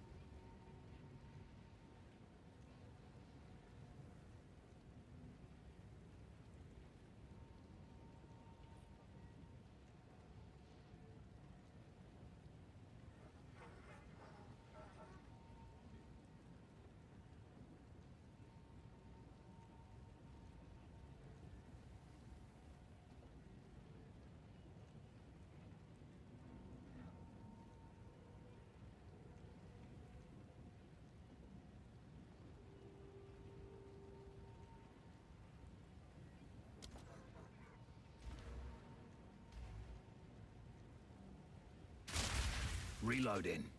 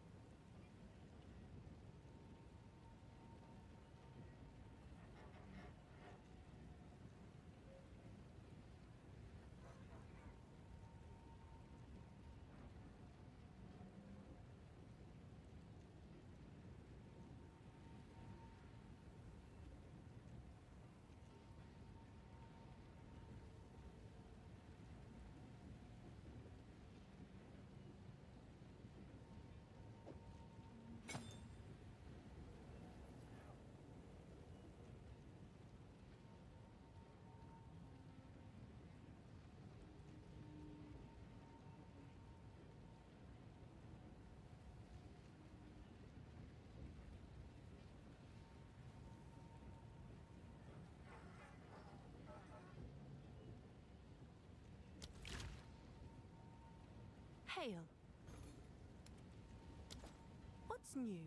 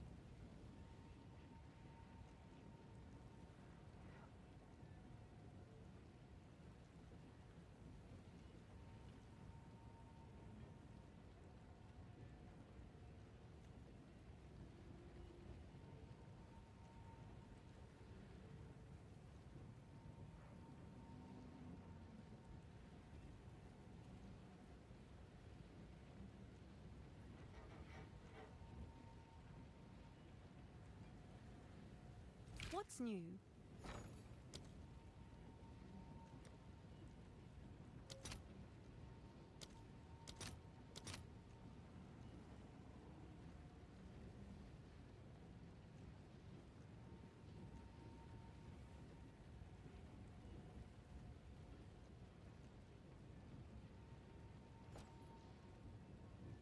What's new?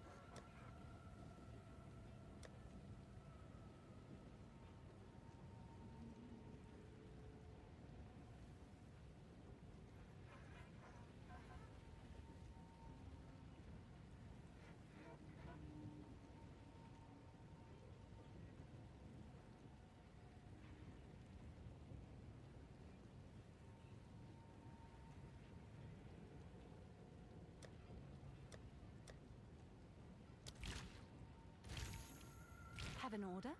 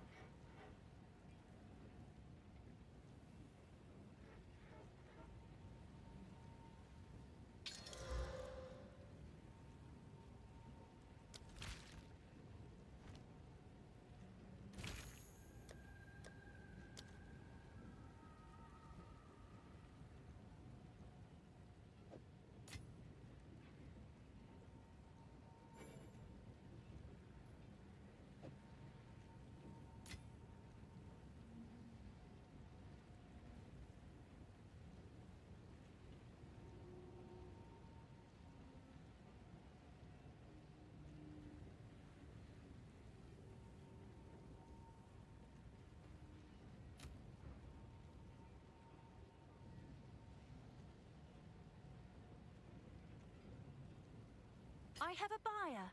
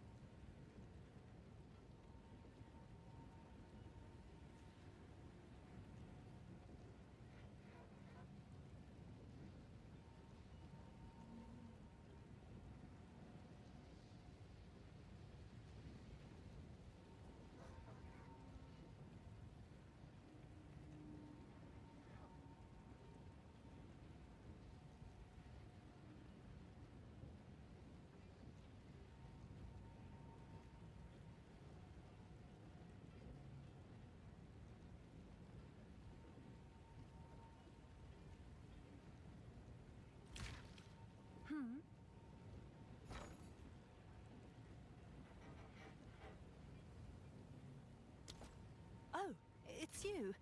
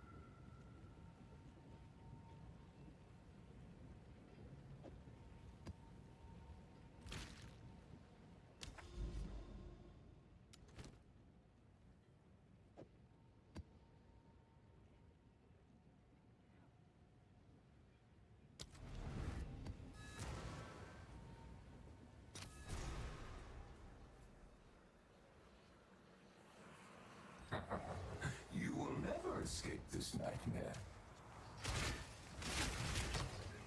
Bye-bye! That your utopia? Shove it.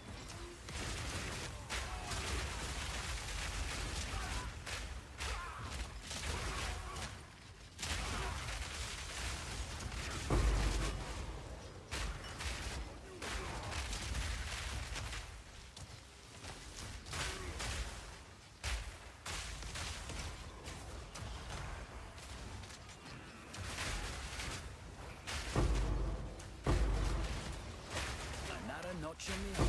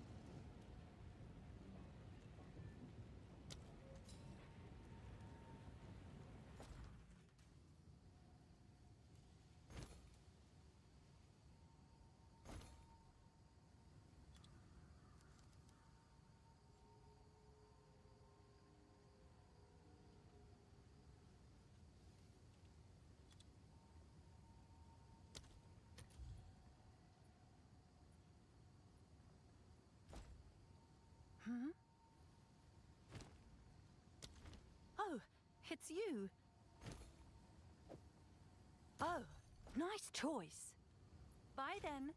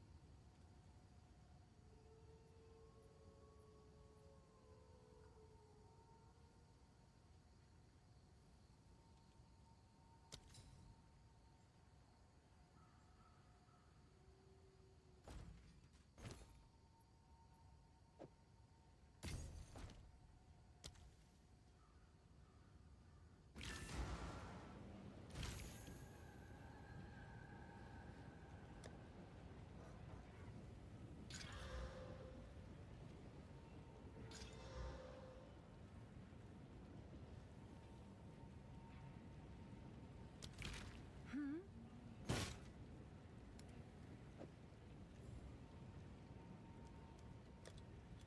Seems like a good deal.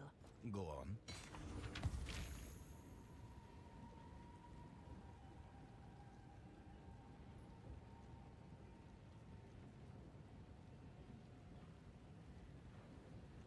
Speak.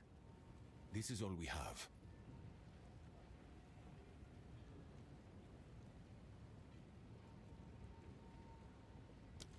Time is of the essence.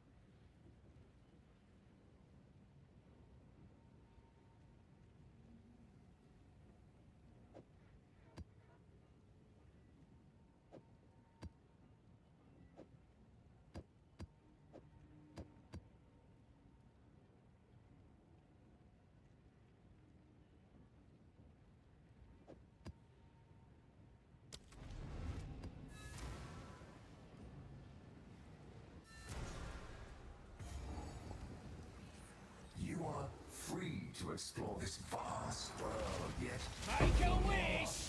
doing the bidding of others.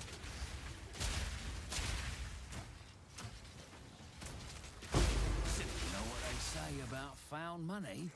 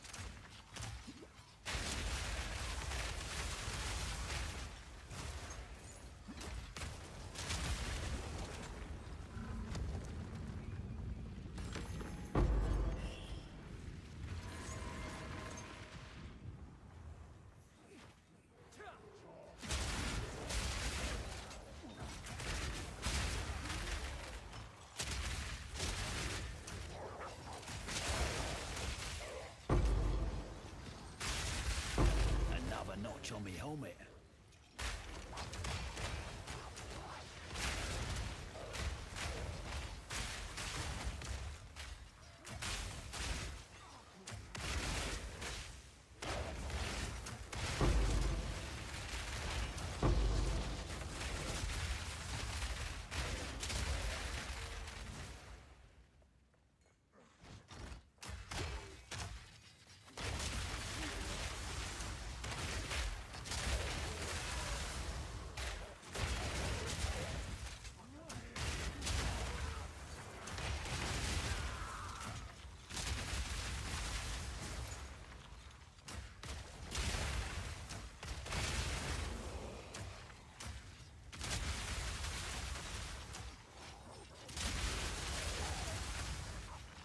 The fire burns bright. No mana! Scorching cinder.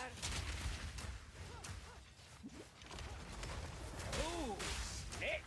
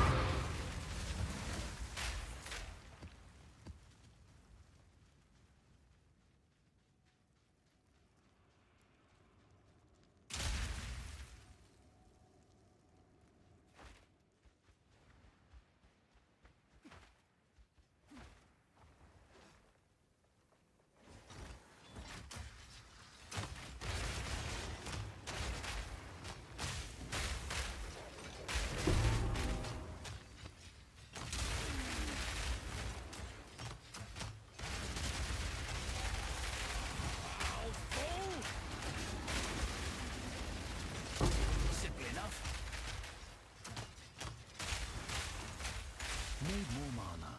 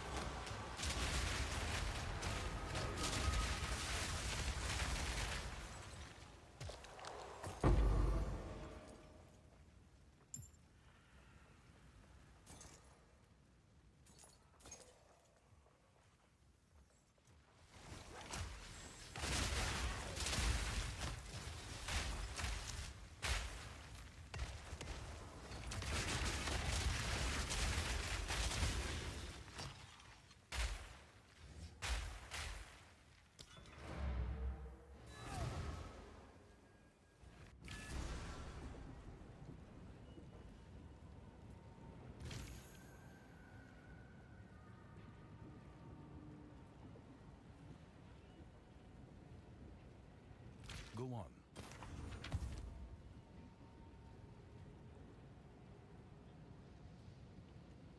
Indeed.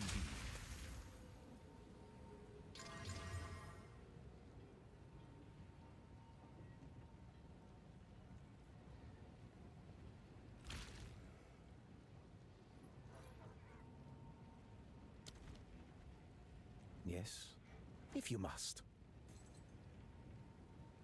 Take our gold and go.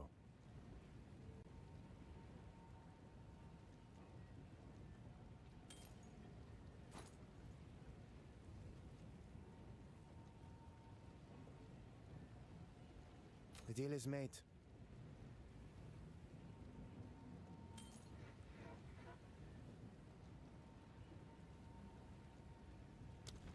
Find more breach remnants for my research.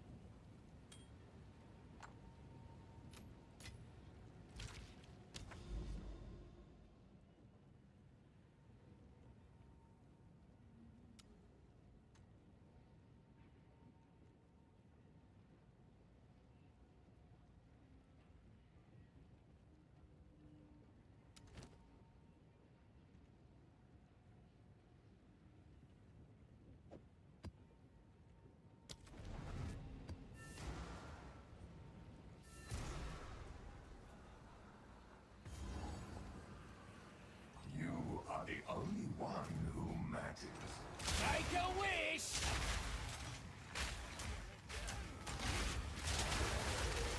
You're not saving anyone!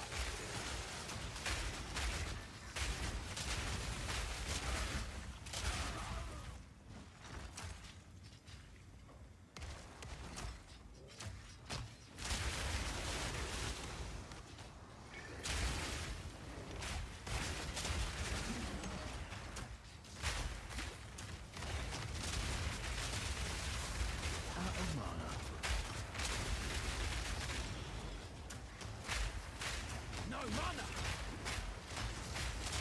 One down. Who's next?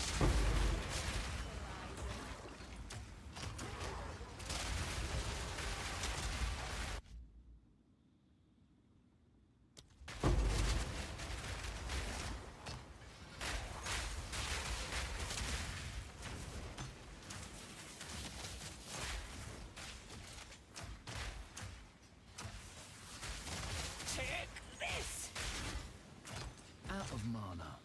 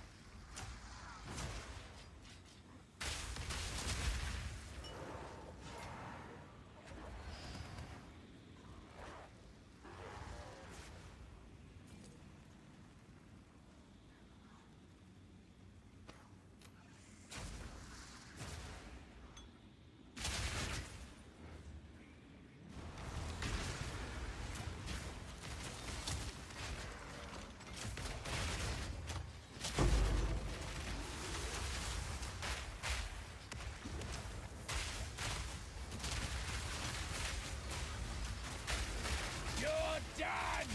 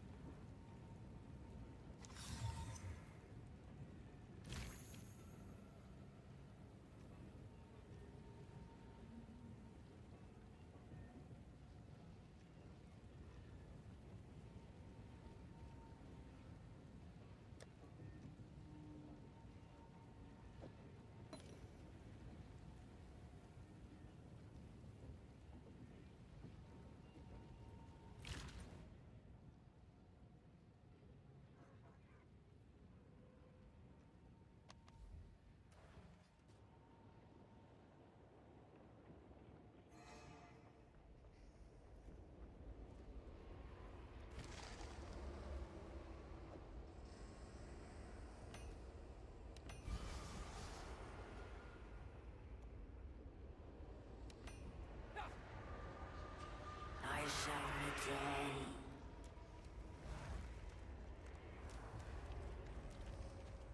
Embrace darkness.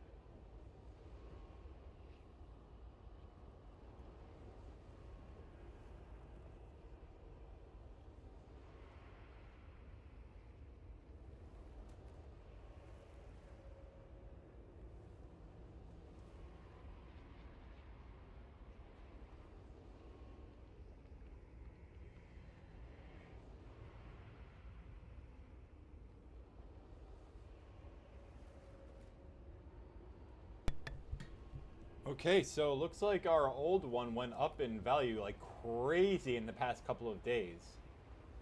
When I dropped this either yesterday or the day before, it was worth... Oh no.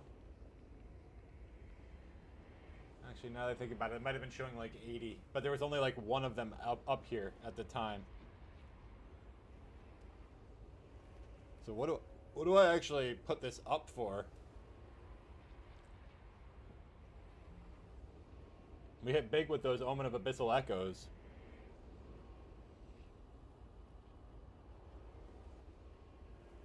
It's not this good. It's not this good. This says attack speed.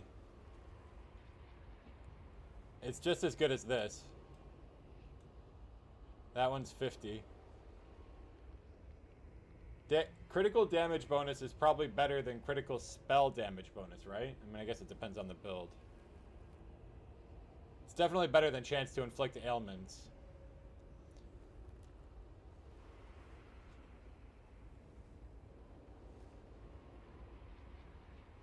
I'll just put mine up for 50.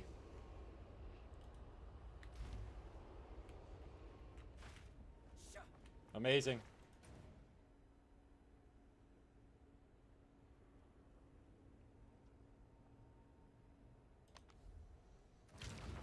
I mean, that's 2 in a row that I got 2 flat damages on there.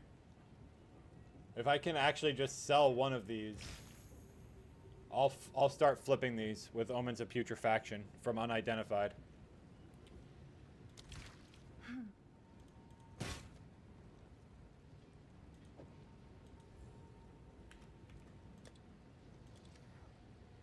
Someone is bound to buy that.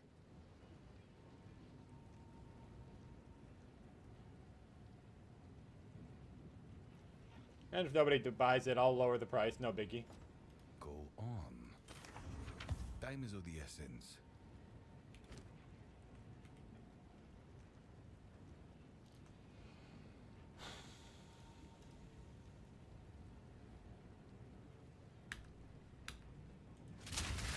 What is it?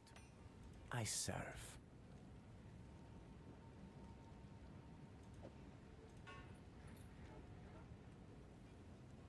Acceptable. So it is. We need to collect more remnants. I serve. Only the highest quality. Collect more otherworldly remnants.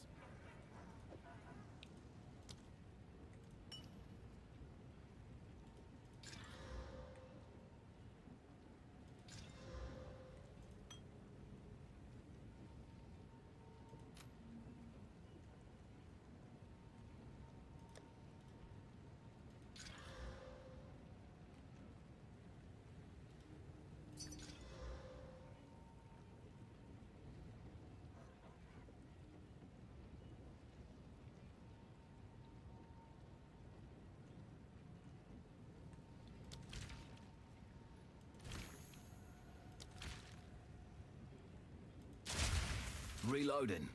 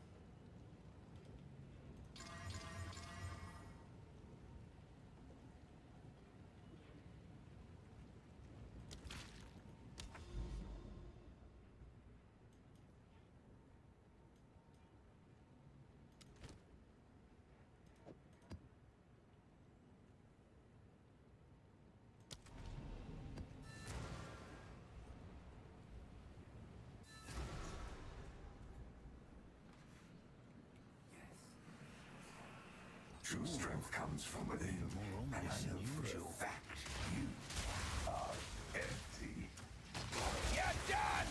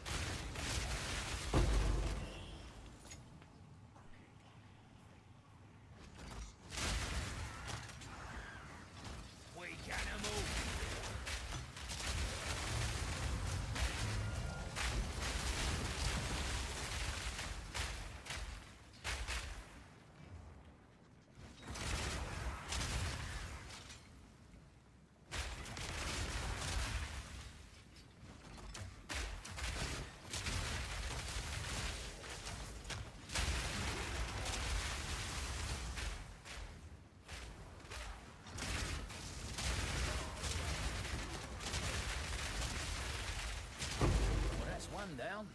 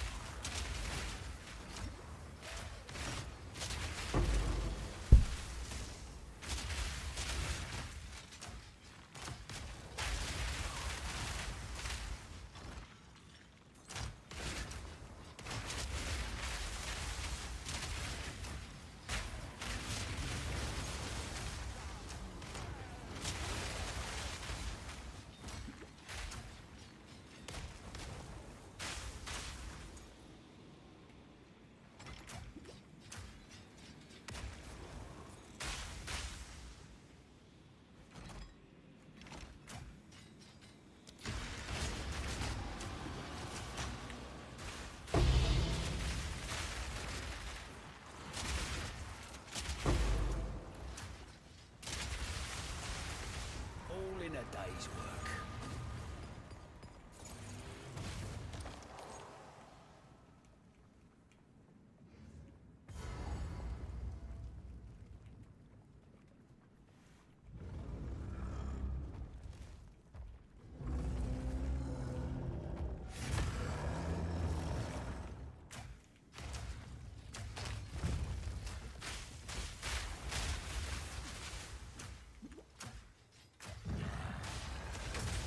Make a wish!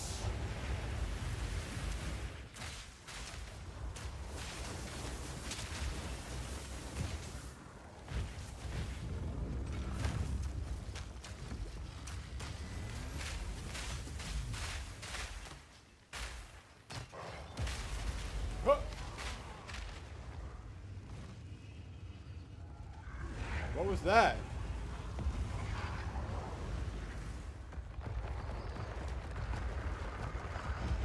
I just got out a little bit too early. God, that's annoying. My damage does not feel great.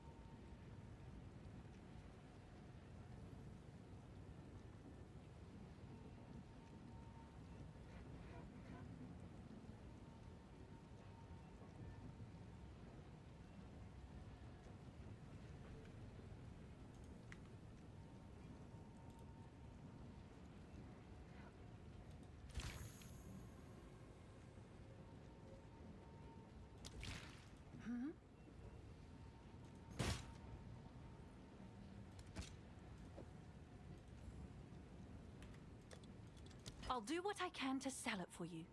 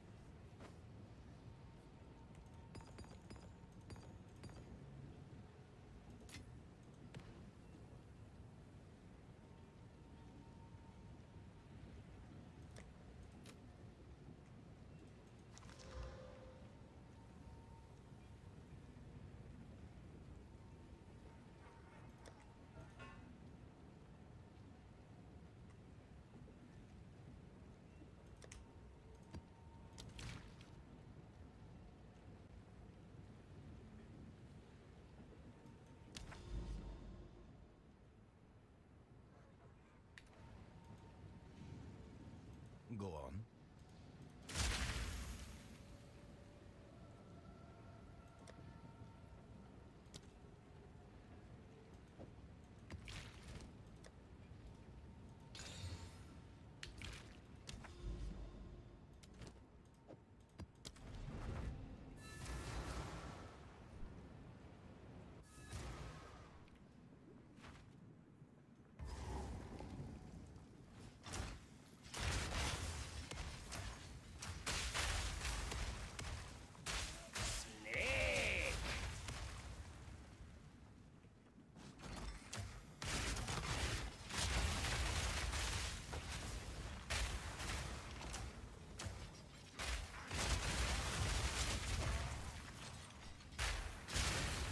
Stupid bug!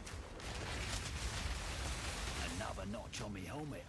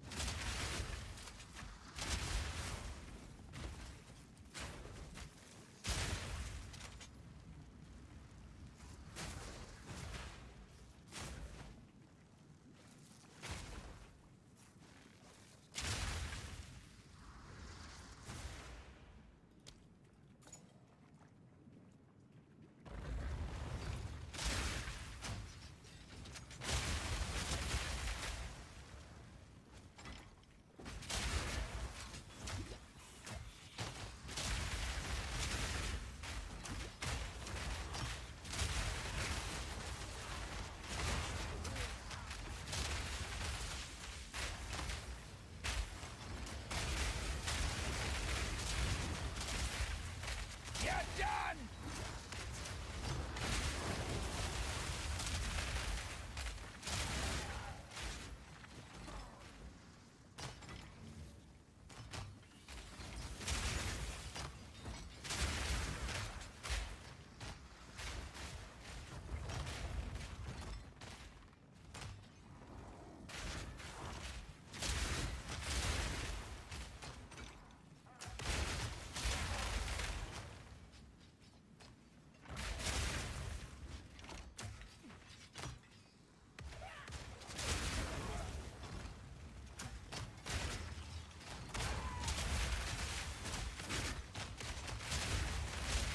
Simple enough.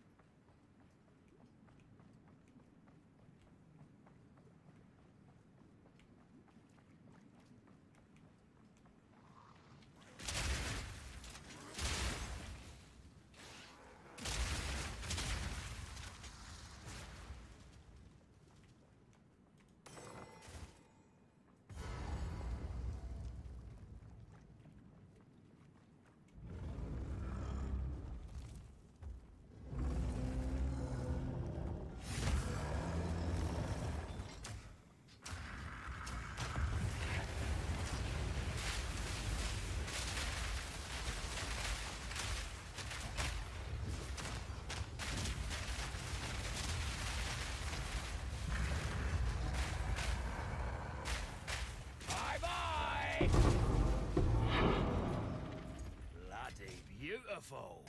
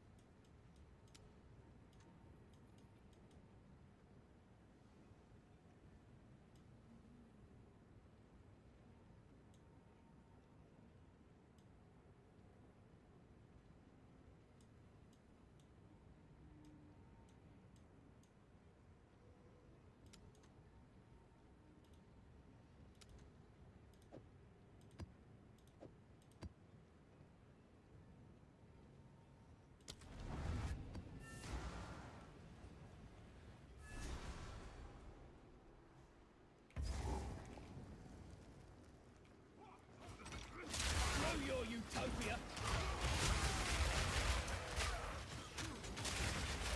All in a day's work.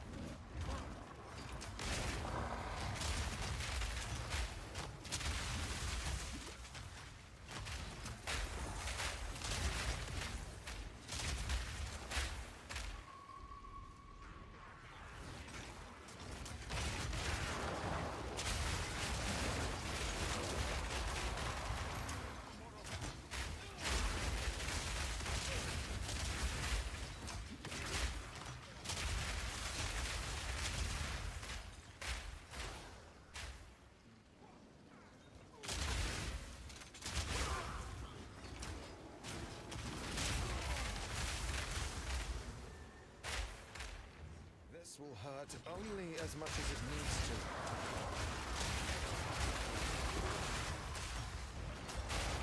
End this foolishness!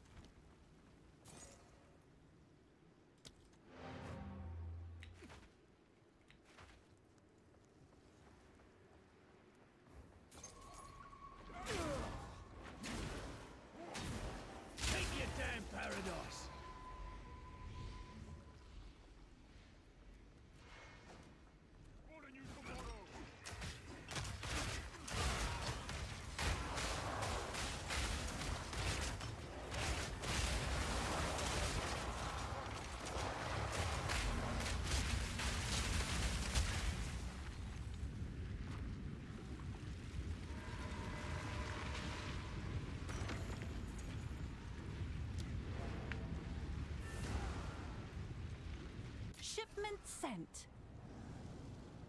Can I help?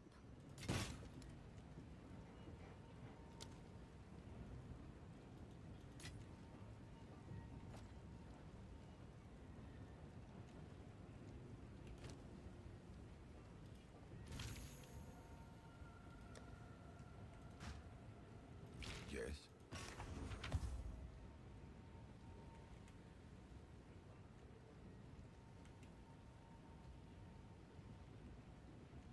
Quickly. I will make use of this. Time is of the essence.